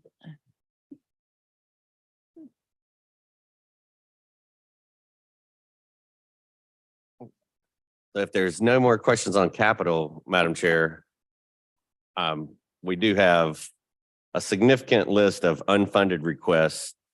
If you'll look at page 9, I'll hit a couple, but I think the manager lays it out pretty bluntly here. The overall requests are 7.4 million more than our available funds, which that would be a 25.9 cent tax increase. And as you know, I mean, under state law, you can't have a tax increase over $1 except for Scotland County. I mean, a tax rate of over $1. So anyway, Okay, Mr. Dillon, before you get into that, I Okay. just want to say, because I noticed there's several department heads out here today. So what we're getting ready to do is now go under notable unfunded requests. So I'm pretty sure many of you may have made requests that did not get funded. However, we do want to hear from you. If you have any problems or objections to us not funding something that you felt that your department actually needed, we do want to give you that opportunity to give us your feedback on that. So we will be requesting that you contact the county manager's office and let us know whether or not you would wish to address the board as to those unfunded items that you feel like were really necessary for the operation of your department or for the efficiency in running your department. We would hear that tomorrow. Yeah. I said that we would hear them tomorrow. Okay. Is that right? Is that what you want to We do? can. Okay. Step. If any of them want to speak, then tomorrow would be the day for that. So do you all, pretty much understand? And if you might want to pass that information on to any other department heads you may be in contact with. We're going to make some time available for you all tomorrow so that you could actually address the board as to those unfunded items that you may have an issue with. Okay, Mr. Dillon. thank you, Madam Chair. A large one here that you have asked for the schools to come in, but they may be coming in anyway, is the especially the 657,000 asked for in order to sustain and fully fund the $2,500 teacher supplement. That is not included in the manager's recommended budget. Vance Granville Community College has requested significant funding for capital.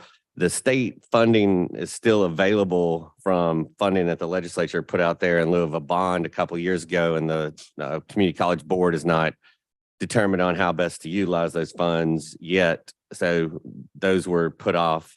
The sheriff's office had significant requests, including $700,000 for 54 body cameras, and staff recommended that the sheriff's office try to locate grant funding for that. And on the second page here, on page 10, halfway down, elections, staff did not recommend including a 2024 second presidential primary election for 106,000. But if that primary does go to a second election, then we'll be mandated to find those funds. So, Madam Chair, we stand ready to answer any questions on the unfunded requests. I have a question. The last item on page 10 with the Community Partners of Hope, that was for an increase of 5,000. That was to help the homeless situation.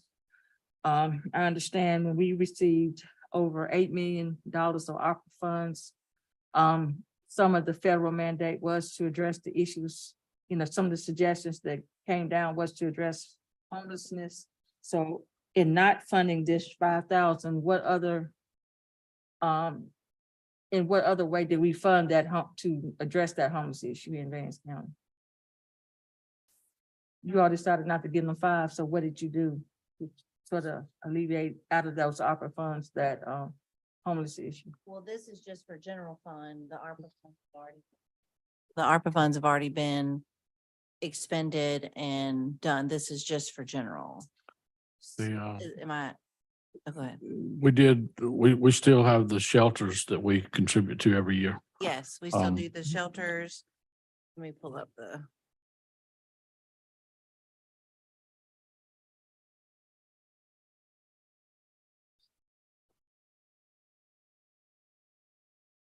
Do we have a list of where the ARPA money went to?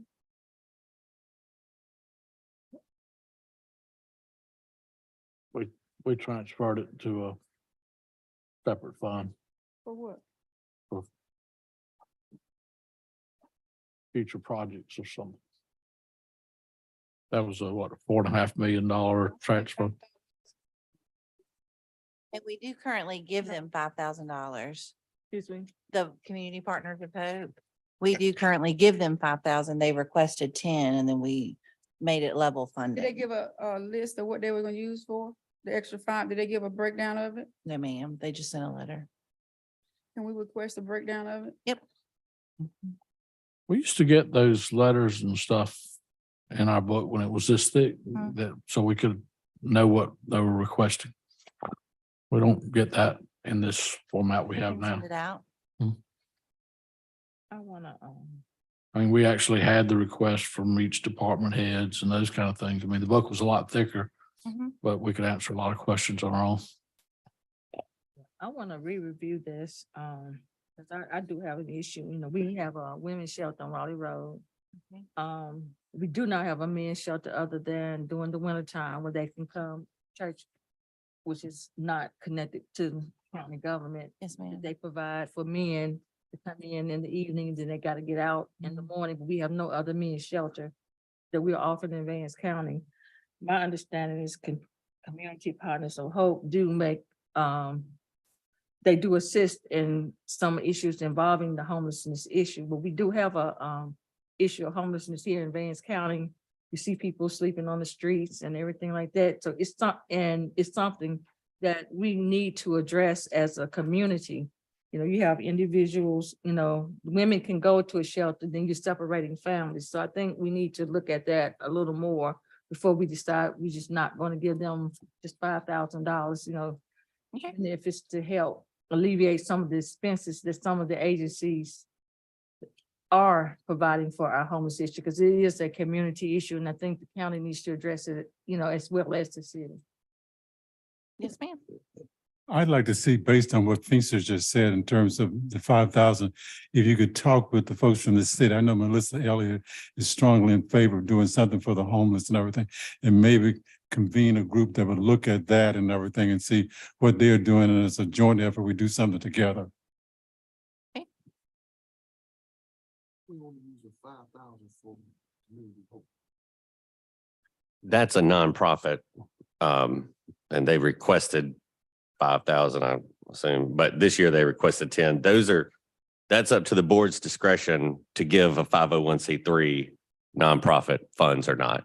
Well, Sean, then I think we need to be careful with nonprofits and everything, because, you know, there's a whole lot of them out there.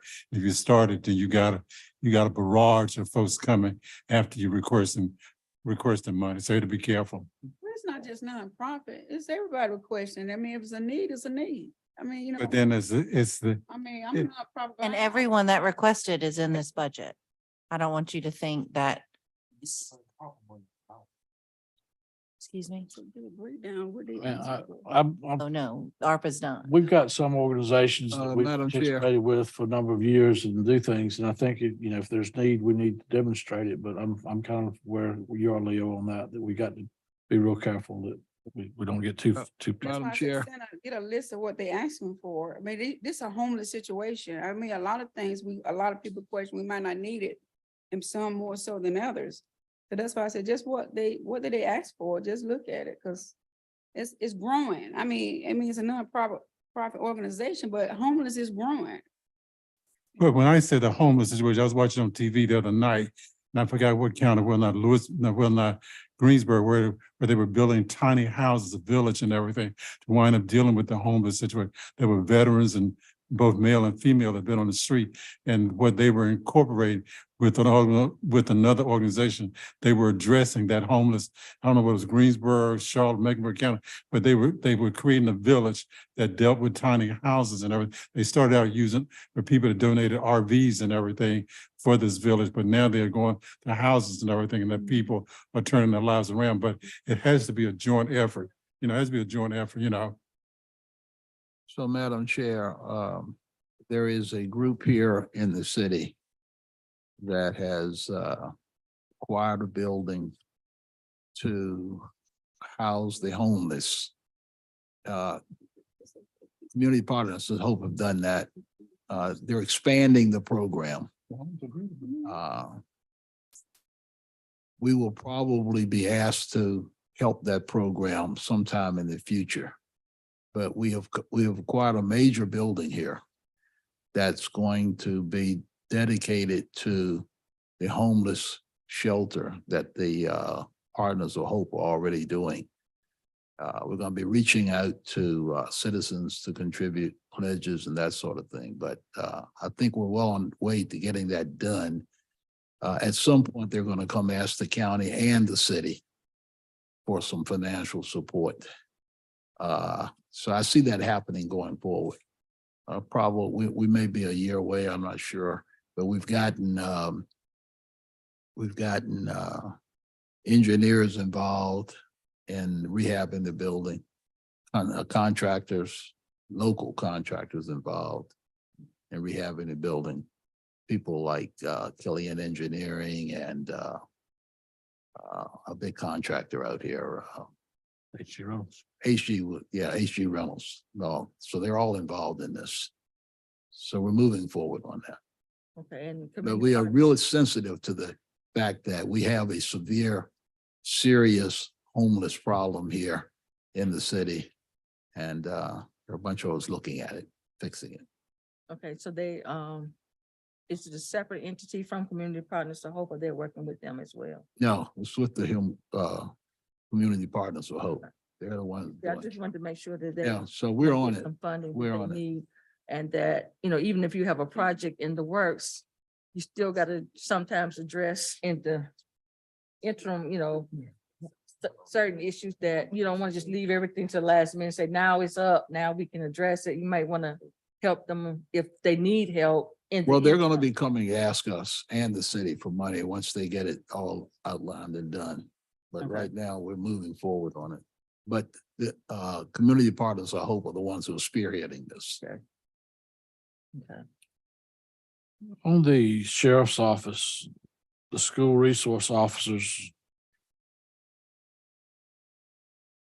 Do we get reimbursed from the schools on those?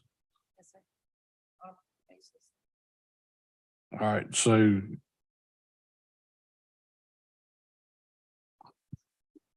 the sheriff requested 5,000 and we gave him 2,500.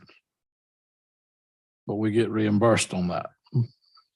Did the school system not want to do whatever the sheriff wanted to do, or? I mean, if it's a rollover, if it's a pass through, Not on capital expenses, I'm sorry.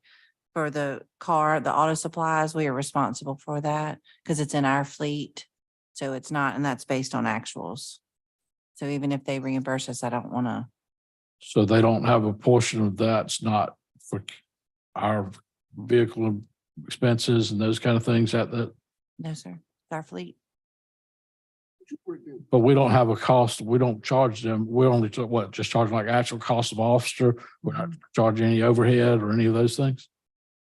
I don't know what you Is that the mean. right thing to do? That's what's regulations say to do. So there's a regulation I that mean, says, that's what they agreed to. I mean, I believe we can come back if you want to, but I mean, I think that's what they agreed to. Where are you going, Berman? Where are you going with that? Where are you going with that? What are you trying to get at? well, I mean, the school resource officers, I mean, if they're paid for the school has funding for that service. And we're not recovering all of our costs associated with it. And, back when the COVID hit, the school was the first one to lay off all those guys and send them home. And, while we struggled to keep our employees and kept everybody working. And so we have costs that we're eating because they're not fully funding it. I'll pull the MOU between the sheriff and the schools and then also the sheriff and the 2,4-D contract with social services, because I believe they mirror a lot of it. So we'll pull both of those and send it over. Well, Okay. personally, I don't have a problem with us not recouping all our costs. Why? I tell you why, because one of the things we're charged with in terms of health, safety, and well-being of the community. And I think that in terms of the kids and everything, we need, to us, that's making an effort. If we don't recoup costs, that we support the safety of our kids in school in terms of resource officers. So that's my take on it. Not to contradict what you're saying, Dan, but I just think that, you know, sometimes you have to give a little bit in terms of indicating our commitment to what, when you think about the kids and you think about what's happening all over the country and everything, I don't have a problem with not recouping that little bit of money.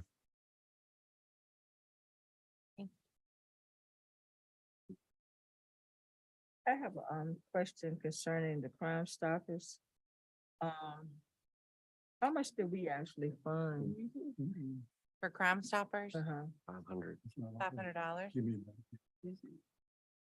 So we're asking people to assist law enforcement in ensuring that crimes, that any information they may have may assist in crimes, but that $500 is is gonna be for the whole year?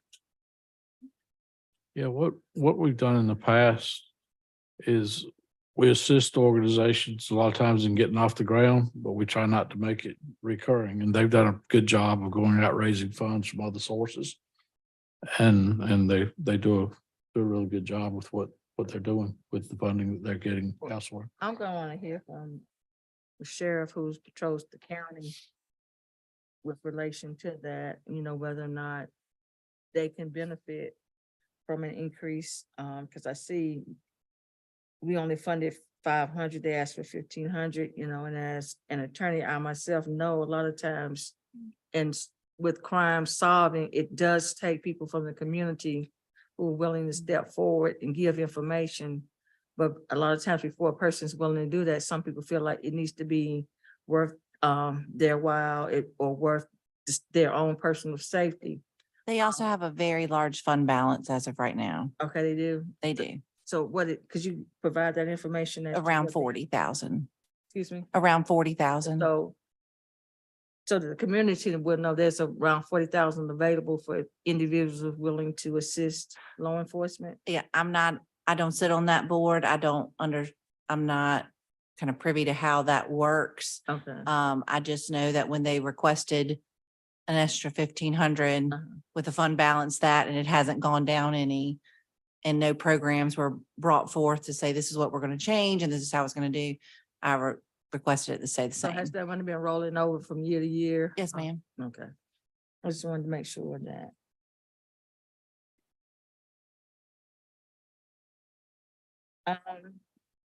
Was there any reason why the Boys and Girls Club you all didn't fund the extra 3,000 that they asked for? That was a JCPC program. And we go with the state. So is it? I'm sorry, I'm completely wrong. You're right. The Boys and Girls Club asked for they asked for an increase of $3,000 to directly support the enhanced program efforts. And we just, in the 600 budget, we try to just keep it level funding until we hear from the commissioners on what they feel y'all are passionate about, because this is not ours as a staff to recommend what y'all feel is important. So we produce level funding and then we wait for this session for y'all to say where you feel we need to increase Well, I would like. in this particular section. I need to know why, what they intended to do They in said, terms of asking for 30, the reason why, and we gave them 27, what that $3,000 could have been used for to benefit the boys and girls in this community. they just said it was to directly support the enhancement programs efforts in 3 Vance County clubs. Do we know what their fund balance is? No, sir, not them, but I'll find out. Okay, thank you.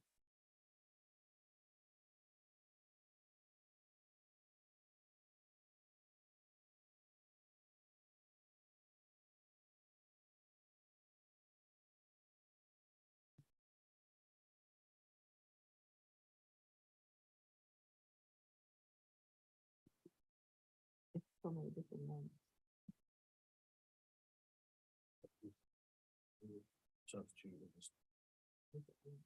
this number right. So, put it back. That open. With a second.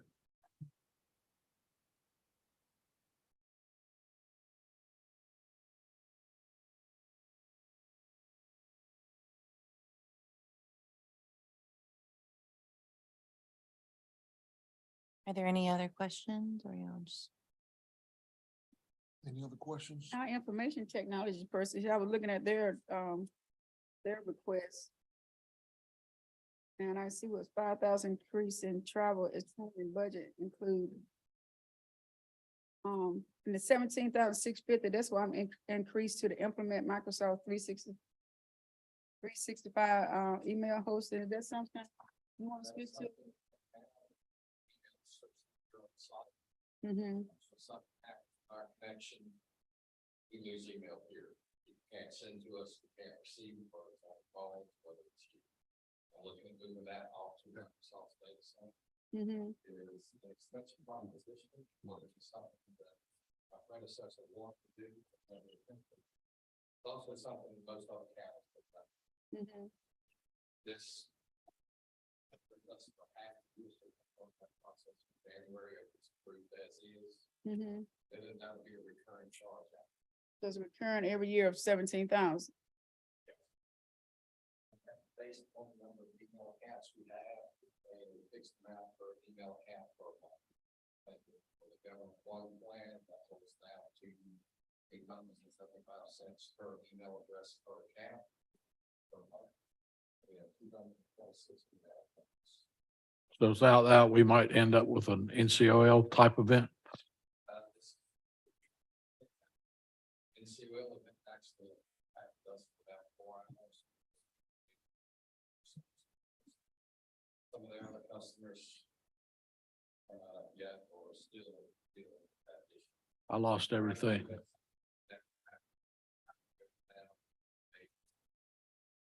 Yeah.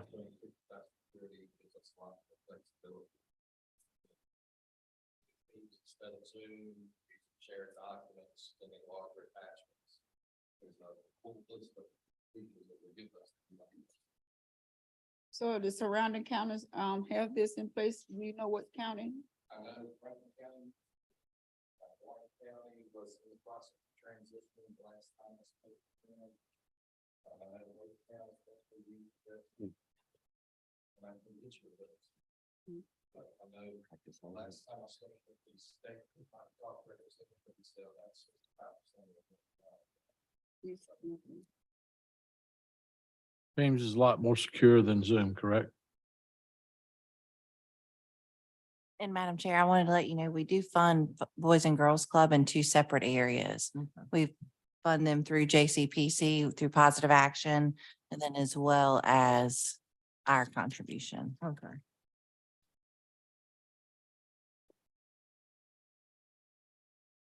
Madam Chair, if it's okay, we'll move on to other funds. This hopefully should be fairly quick. So as you see, the water fund, there's minimal changes. Departmental supplies are up 25,000 due to increased meter purchases. System maintenance is up 3,000. No changes in water rates.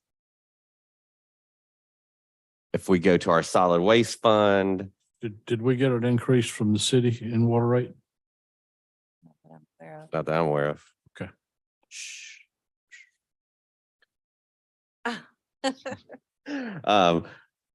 And the solid waste fund, there's a fund balance, anticipated balance of around 490,000 at the end of this year.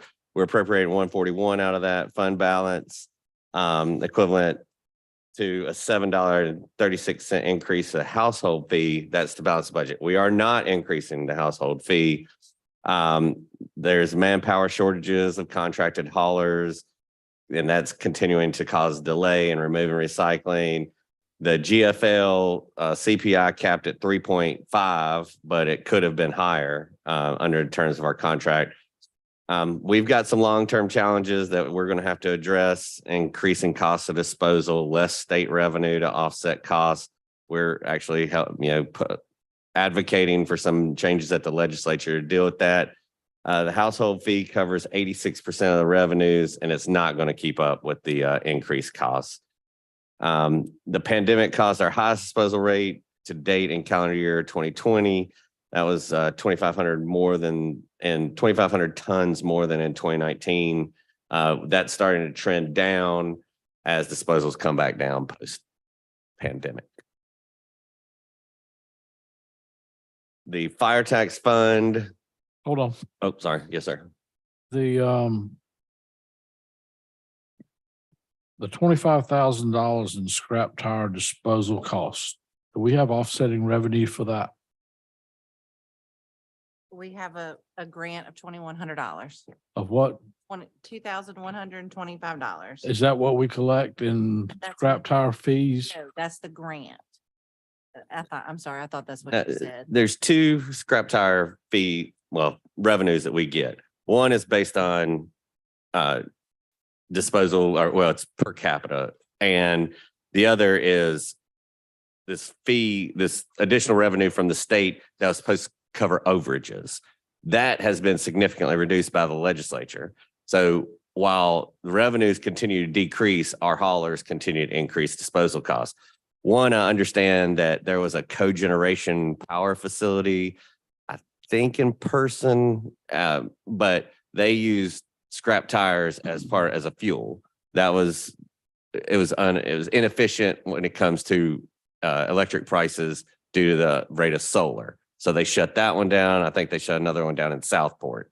So there's just not a lot to do with these scrap tires. There is a mulching facility that's being opened, I think in Scotland County, that Liberty Tire is going to take this to try to get revenue to lower our costs. But in talking with the Liberty rep, I don't see any cost decrease. So we're going to have to continue to work with the legislature to try to increase revenues. Okay, so what revenues are we generating to cover this 25,000?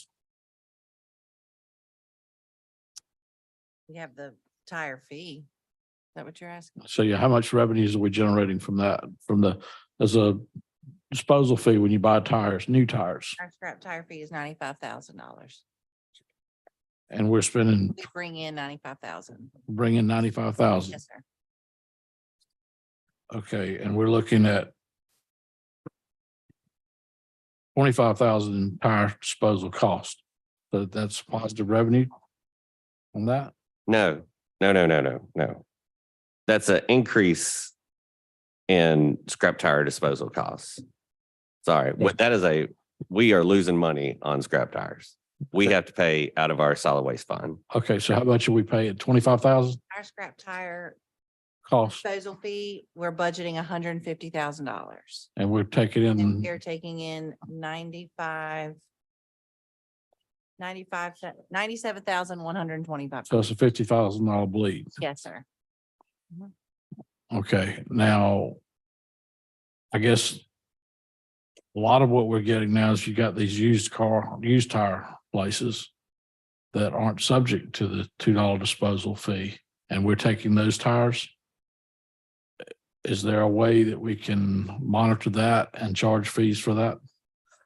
I'll talk with Jason. I think we try to get revenue from the known dealers, but it's hard to know where tires are coming from. Some contractors are coming in with them. But yes, sir. And that's also at the legislature on how to tax or to put a fee on used tire dealers. Okay. In our contract with GFL, do we have a max on the CPIU increase? 3.5. It is 3 point. Yes, It was sir. actually 6.5 this year. Right. We only had the 3.5. Yes, sir. Now, will they recoup that next year? Or is that, I do not. That's a good question. I do not know. Curious back to the scrap tire thing in terms, always interested in terms of what other places are doing. I realize that it's a state problem in terms of dealing with this issue, but what big places like Raleigh, how are they handling? Are they going in the hole or what's going on? Actually, before I left, we had just purchased a mattress and tire shredder, and you can landfill shredded tires. So they're starting to shred their own tires on site and dump them in the landfill. So what kind of cost is that? What? Significant. I mean, just the Shocked me, equipment. shocked me. The purchase of the capital outlay for a mattress tire shredder, one, we don't own our landfill, and Wake does own their landfill. So it would be up to GFL to purchase that, and we've discussed that with them about what that would look like. But I mean, you're in seven figures with some of those larger ones, depending on how much. And in those tire shredders, they the rubber and the oil, it's hard to maintain. So you have to have a big tire problem to get into that business. Let me ask this question. Those places that have purchased and invest, could we contract with them to shred our tires since they're gonna use it for mulch and stuff like that? No. Somebody has to haul it, that's why Liberty Tire, the recycler, is investing in the mulching, is so that they can get revenue back instead of having to pay landfills, because they shred it, and what they don't use for a recyclable material, they have to pay to landfill somewhere as well. So how did Wake get theirs? They out of their regular budget paying for it, or? Yeah. Okay. At least it was a try. It's, So what? I would imagine the life expectancy of a shredder is not very high. no, and you throw, I don't want to get in, but you throw mattresses in there to try to clean out what the tires leave. It's a dirty process. Just like the life expectancy of a chainsaw chain is not very. If there's no more questions on the solid waste, we've got one more with the fire tax fund. Get my notes. We did want to indicate the fire tax was remain the same at 8.9 cents. There are three new items. There's additional funding for a position at Bear Pond and a position at Hicksboro, one in the north, one in the south. That'll provide 24-hour coverage in both the north and the south areas of the county. The assistance to departments increased from 47 to 50, and that's allowing the increase in the part-time rate, reimbursement rate of $14 an hour to $15 an hour. And it increases the reimbursement for financial reviews from $1,450 to $2,000. And that's because of everything else we've said, costs are going up for those reviews. Okay, I don't support the additional funding for the Bear Pond and Hicksboro from the fire tax fund. We're doing a fund balance transfer of $225,000 in order to accommodate that. No, it's not a transfer. You understand that from the general fund. This is the fire tax From fund. fund balance, I Okay. understand, Okay. but we're depleting the fund balance. It's not sustainable. So we need to come up with a different alternative. I support the way we can do those positions, but that's nothing that's sustainable on a long run basis. We do believe it is sustainable for at least 2 or 3 years without any type of increase, to see if that will suffice from what we've been hearing and from the request. It does fall in line with our fiscal policy to be able to fund these two positions to have 24-hour coverage. Okay, I don't, that's not going to solve the issue that we're currently discussing with our reorganization. Okay. And so I don't support taking fund balance in order to try to patch something that's a larger issue. I'll put that on our list. So let me ask you this question. Microphone. For these two positions, how much have you budgeted for total? The total, Right. $50,380 per position each year. 50,380. Okay.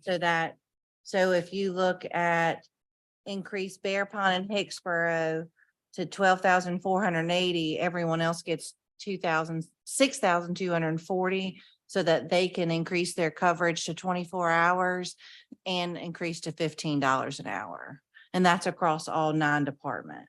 And that's 8 departments. two positions, 24/7. 24, It- yeah. Well, how they use it, it Something. funds it for 24 hours. So how they use it, they could fund it for 24/7. Yeah. That's a matter of how they implement the positions. And it's 2 positions in the north and 2 positions in the south, not just 2 positions. So they'll have, we'd like to fund 4 positions at Bear Pond and 4 positions at Hicksboro. Additional. 7 days a week, and you can do that for 50,000. It is $12,480. And we have, I can send out that spreadsheet as part of this to be able to show you the coverage and things. So we can put that on the questions for the entire board. But I'm taking the exact opposite, of Mr. Brumman. I support it as you guys presented it, that as we work through whether or not we do reorganization or investigations, it's a step in the right direction. Yes, sir. That's what we're Now, you hoping gotta to be work- able to try. You got to work this. through it in terms of whether or not it works and everything. So you look at all the variables. Once you look at all the variables, then you come to the conclusion whether or not it's workable. Yes, We, sir. we continue to deplete the fund balance for the fire tax. But I think they've indicated that it's not, you think it's workable. Let's give it a chance. We're still within our fiscal policy. And right now our fund balance at the end of 2023 at the end of 2022, it was at 441,504. I'm estimating to increase it in 2023 to 617,000 based on actuals as of today, or last week. To then, if we have to spend the 225,574 allocated, I'm not anticipating expending the 214 from the 23 budget to then add to it. But then if we have to expend the 225, we would still have a fund balance of $423,700. Which is about 22%. Which is 24% is what we've been at for the last 7 years. What's Based on your professional investigation, that it's doable. It's Yep. doable. And you said a mouthful, young lady. And our fiscal policy states that we need to be equal or greater to 15% of general fund expenditures with a goal of 23%. It works. But I'll get that that chart that we did for you to get. Okay. Okay.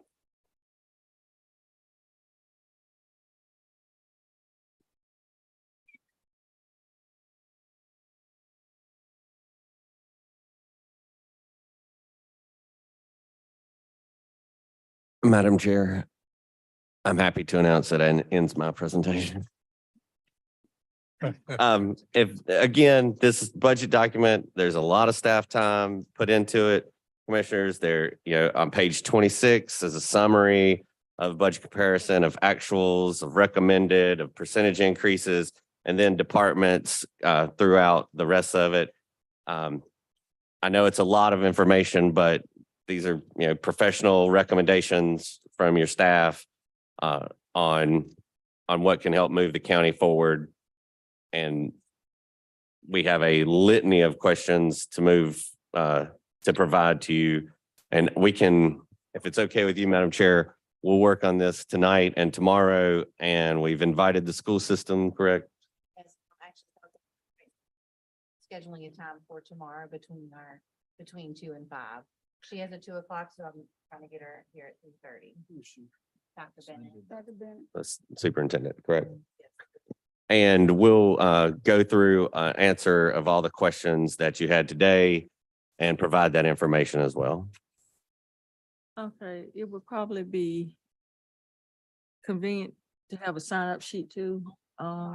If someone wants to, other than Mr. Bennett, to go ahead and state whether or not they want to address the board, and that way we can sort of have a general idea of who wants to and Yes, ma'am. speak before the board. Is there someone here, they maybe want to be in contact with you today before they leave, or maybe get in touch with you? And Sort of like we do, the comment section at each board meeting, so we will know what to expect and who to expect in terms of people wanting to voice their opinions. And, if they go ahead and sort of make contact today, then in case they have some questions, especially in the unfunded area, then maybe you can address those issues prior to them showing up, and then we will already have answers to some of the questions or concerns that the citizens may already have. I think that would be helpful for us. Will it be a time limit tomorrow? Like, bring the budget, we just be. What'd you say? That's the chair. I don't know the process. There is no process. To me, I mean, it's up to her. Well, yeah, I feel like if, you know, keeping in mind that there may be more than one person that wants to speak. And so we may be on a time limit. I would just hope that people would be courteous enough to know that they're not the only one and try to overutilize, but I would just like to have people to have the opportunity to say what they feel. In terms of the department heads and such. And- But if anyone else in the general public wants to speak, I want to give them the opportunity to speak as well. So that we can sort of gauge how they are feeling in terms of this particular budget. You know, it has already been presented to us. It's been made public so that anyone in the community can review the budget. And if anyone has any concerns, that we want to give them the opportunity, I would say the same 5 minute, for just the general public. But a department head, I would, expect them to have more I time. think the general public would be able to speak at our public hearing that we have in June. Okay, So let's let this, probably just let department Okay. heads speak at this. We don't want to get into a public comment period. well, a well, work then that's session. fine. How do you all feel about that too? Mm. Just limit it to the department heads Department tomorrow. head. Okay. We'll limit it to department heads tomorrow, and then the general public can speak at our June meeting. I still have a couple of questions just from the line item part of the budget. That's fine. On page 108. On the step, Okay. on the stepping up initiative, we show a revenue of 110. Is that the revenue offset that comes from maintenance of effort money? So we don't actually have a county contribution. That's part of our maintenance of effort. Is that correct? Our revenue. What is it between the 5 counties? 22,005? I can't remember off the top. of my Yeah, I head. think it's 22,000. 20,000. So our revenue is $22,000 less than that 110. Okay, This so is just the expense. I that we thought pay out. Eden Valley is supposed to be reimbursing us from the 168,000 that we give maintenance of effort monies. I mean, I've never billed Via for our stepping up. I've billed the other counties for their portion.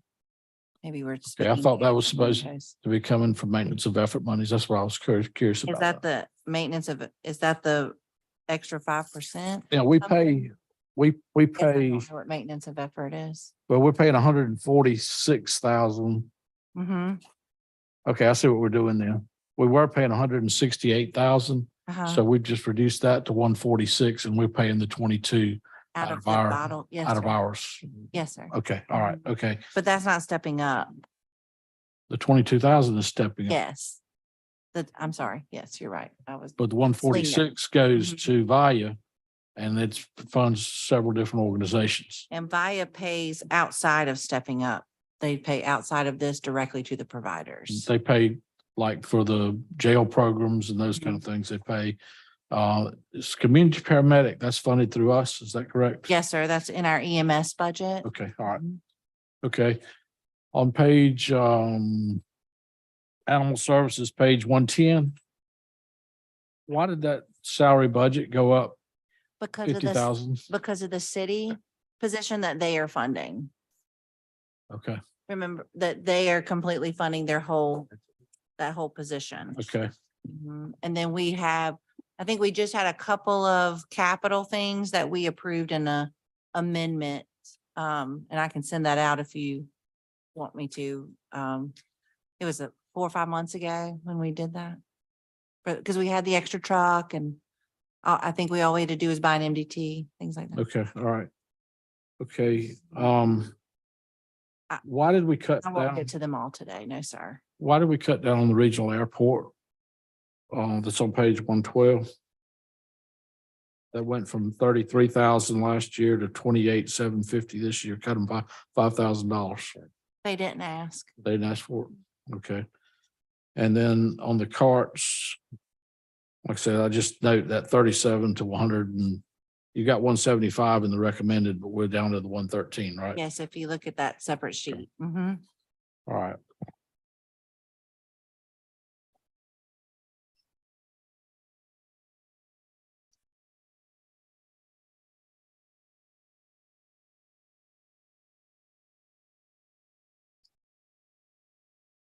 And talking with Dr. Bennett, she's not able to come tomorrow.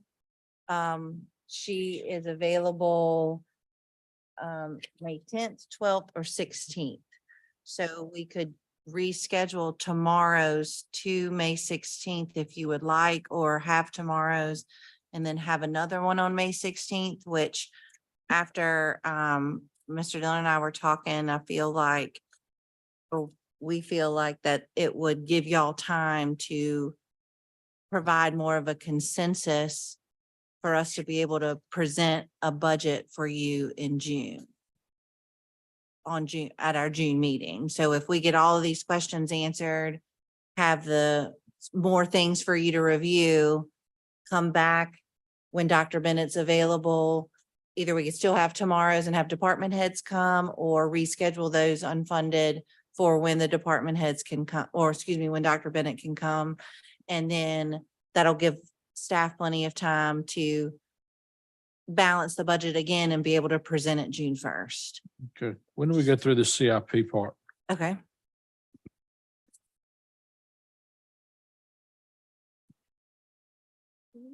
While he's looking for that, let me ask you, is Dr. Bennett coming because we're asking her to come or she's requesting her to come? Because we've asked her to come Why did we ask her to come? so that. Just explain the, Dan, before we jump, Unless there's wait, just. do we need to something- make a decision on what you just said first? I think that was the thing on the table before you go to CIP. Yes, sir. Yes, that's what staff would ask is, so we have a lot of questions that have been asked that we need to run down some information. If we can provide that to you and have a meeting the 16th, is that, That's what she was saying. Dr. Bennett's available May 16th between 8 and 9 in the morning Oh, no. or at 2 in the afternoon. That's when Is she's she still available. gonna My meet, question, Madam Chair, still gonna meet with us tomorrow? No, ma'am. no, she's that's not Dr. available. Damaris. That's Dr. Damaris tomorrow. Oh, it's a different name. Was the staff gonna come tomorrow? so Mary's coming tomorrow? I haven't requested Dr. Damaris. No, we have a separate meeting with her on another. So my question, Madam Chair, is, are we asking Dr. Bennett to come or is she wanting to come? Why if we're asking her, why are we asking her? What's the point? We had some questions and she can probably answer them without being here. I mean, to know what the questions are and she can just answer them. I don't. The questions were relative to, What I'm getting at, the reason I'm asking that question is why are we delaying our process? well, that's kind of where I'm at. But yeah, that's exactly where I am. Why are we delaying our process? We've got certain days that we're working. I mean, So why should we change all of that unless she is requesting? If we're requesting, I don't know why we're requesting. yeah, my questions were pretty specific as far as, relative to the $2,500, how that's paid, how the adjustments. We are can made. ask that question. She can give it to us. They can call Her after that. She finance- can tell us her finance after. guy- and We Her get. finance person, I don't know why we have to don't- delay our process for her That's, unless she's requesting. And the same thing is true for the community college. I mean, unless they are requesting. If they're not requesting, I don't know why we're. In the delaying. past, I can recall a session where Dr. Jackson came and he came during the regular board meeting. And he addressed, because he had concerns about unfunded issues. So he came before the board at our regular board meeting. We did not, make a special setting to accommodate him. He asked, he wanted to speak to us, so he came to our meeting.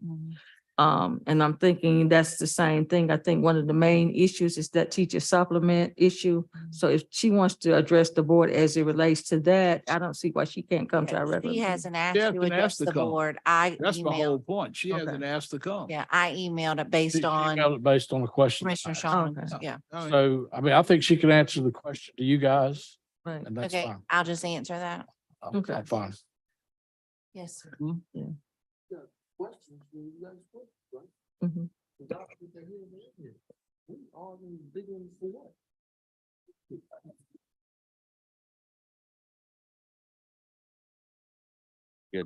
I think so. So we're still meeting tomorrow. Tomorrow. And I'll email Dr. Bennett.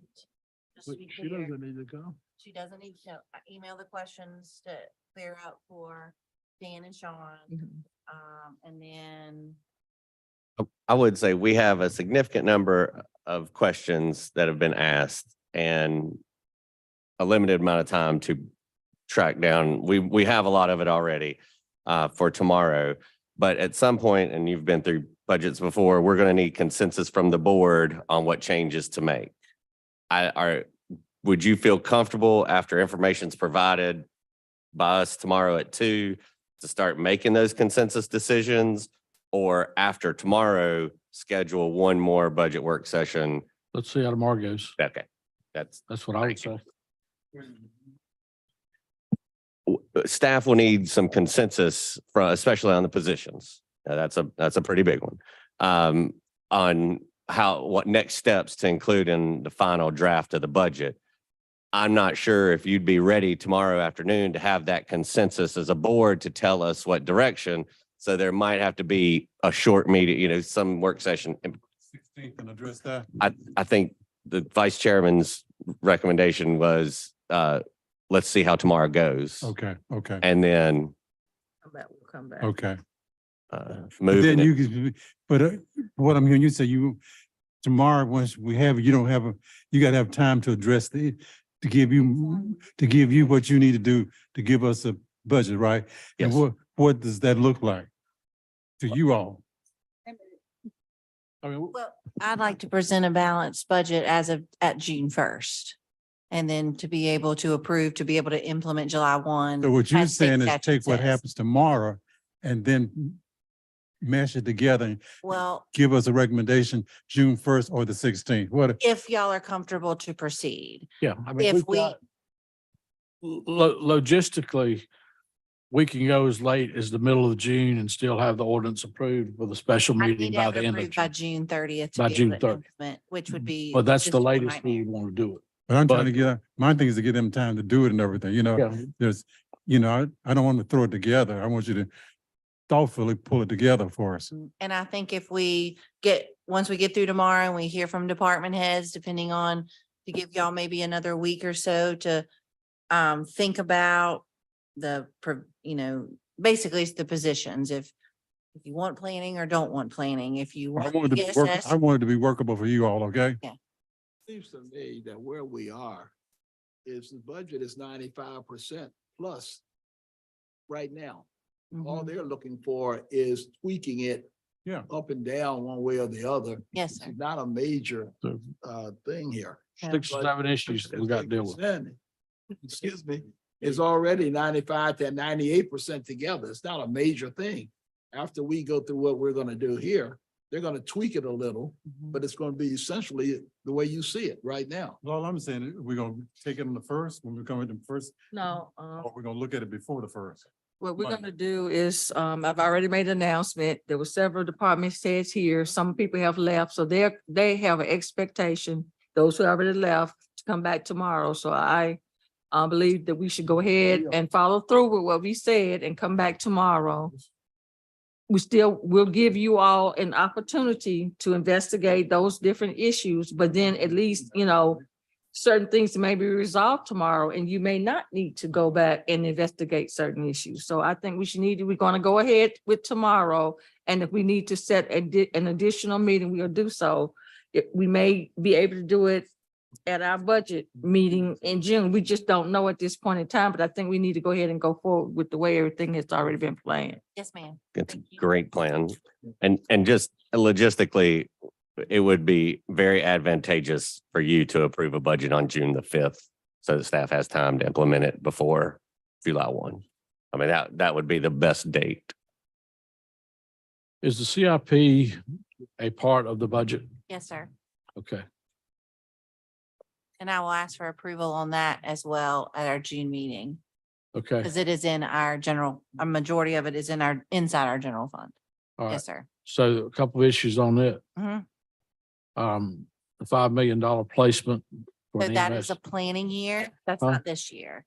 We can still discuss it. I didn't mean to interrupt you, but that is a planning year for the future. I understand that. Okay. But if it's part of the plan, I don't want to approve something and have somebody have some thoughts that something may happen.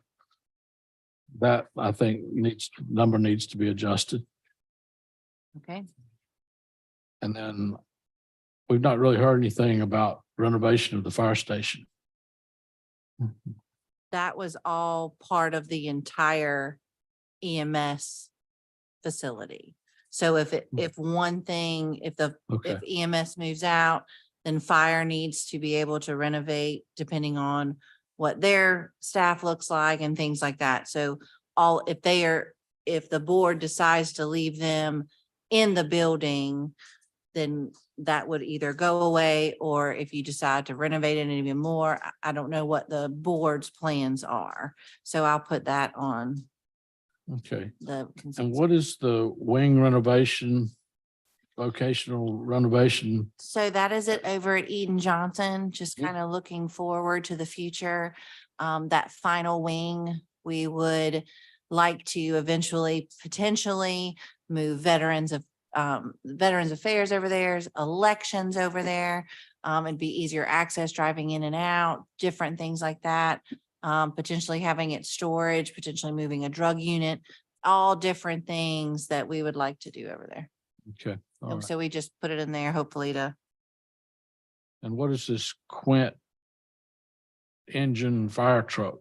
that is the fire, that was on there from 2 years ago. It's just moved up 1 year. It's a used truck. What kind of truck is that? It is an engine. Is that what you're asking? What's a Quint? A Quint is a 5-axle vehicle. I will have to, I don't know. So I'm wondering what we need with a 5-axle fire truck. I don't know what a five, I don't. Hmm?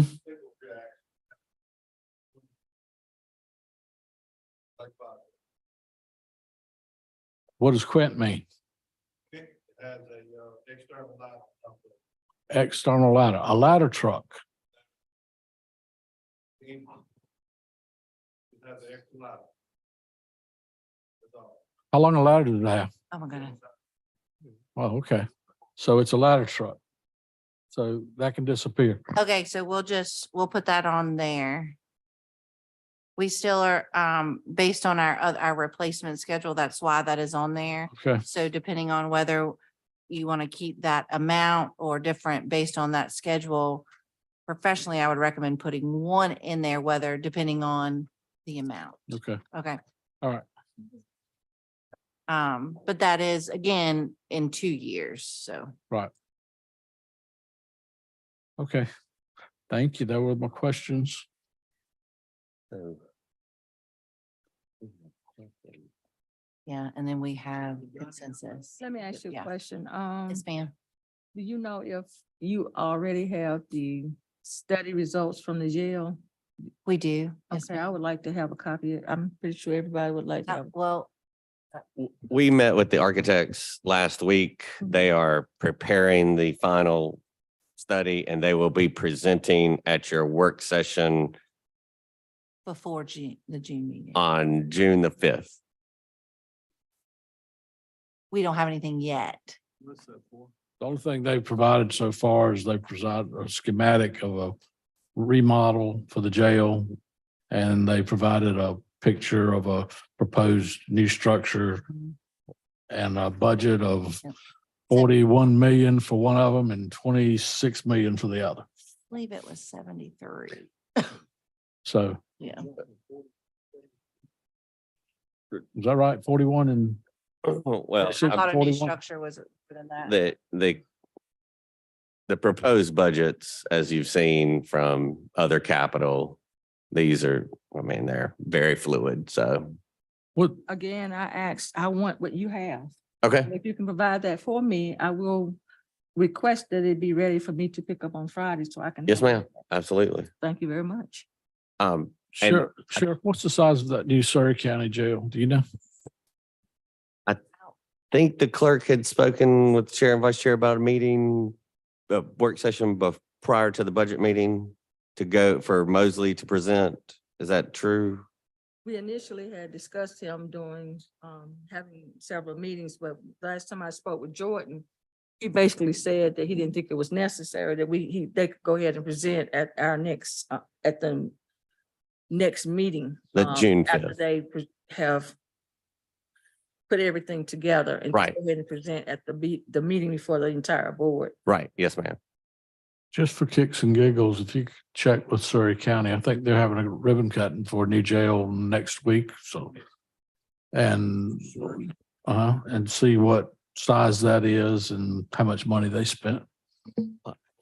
I can't, yes, sir. And I know that I spoke with the Haywood County Manager and they went out to bid and it came in at 75% over what estimates were. And they had to go all the way back to the drawing board and do construction manager at risk. I mean, it's a dicey game, but with Surrey being done, I think we can track what Haywood's doing, you know, and see where they are with construction manager risk. When you talk to Sherry, please, do you find out how many inmates? Yeah, the size of the jail, the inmate, all that. And I'm sure Mosley did it. I mean, the same engineer. Yes. It's very interesting. And so. Yeah. So Catherine, my question is, in the capital improvement plan, you all have outlined several amounts of money in the coming years, but that's not taking in consideration this study, is it? This is your own projection? Yes, ma'am. This is for the jail, you mean the 500? This is just us, Jordan and myself kind of knowing what Yes. Sheriff Brame and Major Johnson and Major Alston have needed and said, we know there's a need for cameras. The door project's complete, but there's things here and there. This is just us having a placeholder to be able to put a Band-Aid until we figure out what we need to do. We know the cameras are desperately needed. The doors I believe are done. Can we have Absolutely. Project with the door, they installed, but we still have some problems with, software talking to the hardware. So therefore, we got, I believe, it's about 4 doors that we still had to go in there manually, unlock with the key until we have a technicians coming from, wherever the guy who installed the doors to try to trace the wires. We had, was it Rick Edwards? Rick came out there and I talked to Rick. He said, sure, go ahead and allow them to do it. He said, I probably stayed in here 2 weeks and never find it. So this guy specialized in tracing wires in old facilities and whatnot. So hopefully he'll be here within the next 2 weeks and we get those 4 doors online. But to answer your question, excuse me. everything's working except 4 doors? I ain't thinking about it. Go ahead. All the doors are working except for 4. Yes, sir. All the doors they installed working besides about 4 doors, yes. And besides the doors, the most important thing now is cameras, or is that still not the issue? Cameras and the push call button. Like This is some- emergency, like if something. Yes, go sir. on And this is something they disable themselves, even though we fix them. Over time. Over time, yes. And I think it's only about 4 of those are disabled. We're working on those. You already have a new major? Ma'am? You have a new major? Yes, ma'am. I made Captain Austin. She's my new major at Advanced County Detention Center. She was here earlier. But to answer your question, I put those numbers in just based on experience and knowing they needed money and knowing that based on what Bordeaux kind of told us at the beginning of this whole process, that we would need $8 to $9 million, that we could space it out and fund it this way without borrowing. This is how we could, and they said it was going to take 4 or 5 years. So if I put it in a placeholder to be able to fund financially, do everything we needed to do as a county. So that's why I spread it up this way.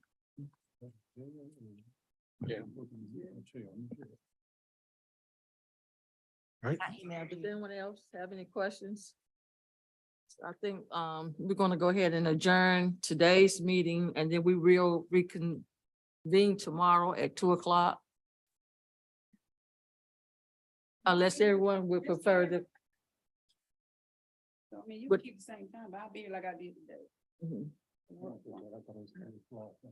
I just can't leave till after two. And I got a training session on. So would everybody prefer 2 or 3? Three. Yeah, you think we can do all 2? They can give folks enough time to have input. Let's do 2 if we, Just give me the same time. yes, we'll do the same time that we had already stated. So it'll be from 2 to 5. Those who can be here, can be here. Those who can't, they can't, But at least the announcement has already been made. People's expectations and their scheduling may have already been set, so we don't want to upset that. All right, thank you. Thank you. Yes, sir. Just on behalf of Sheriff Officer and the county advance, I actually ought to keep one of my deputies in your special prayer. He's been in the hospital for about a month. He's a SRO, Andre Hargrove. He had double transplant, heart transplant and liver transplant. So please, he had 16-hour surgery yesterday, so please keep him in prayer. Who's this? Andre Hargrove. He's been one of my school resource officers. Who's his son? He was at, Advanced Academy. Yes.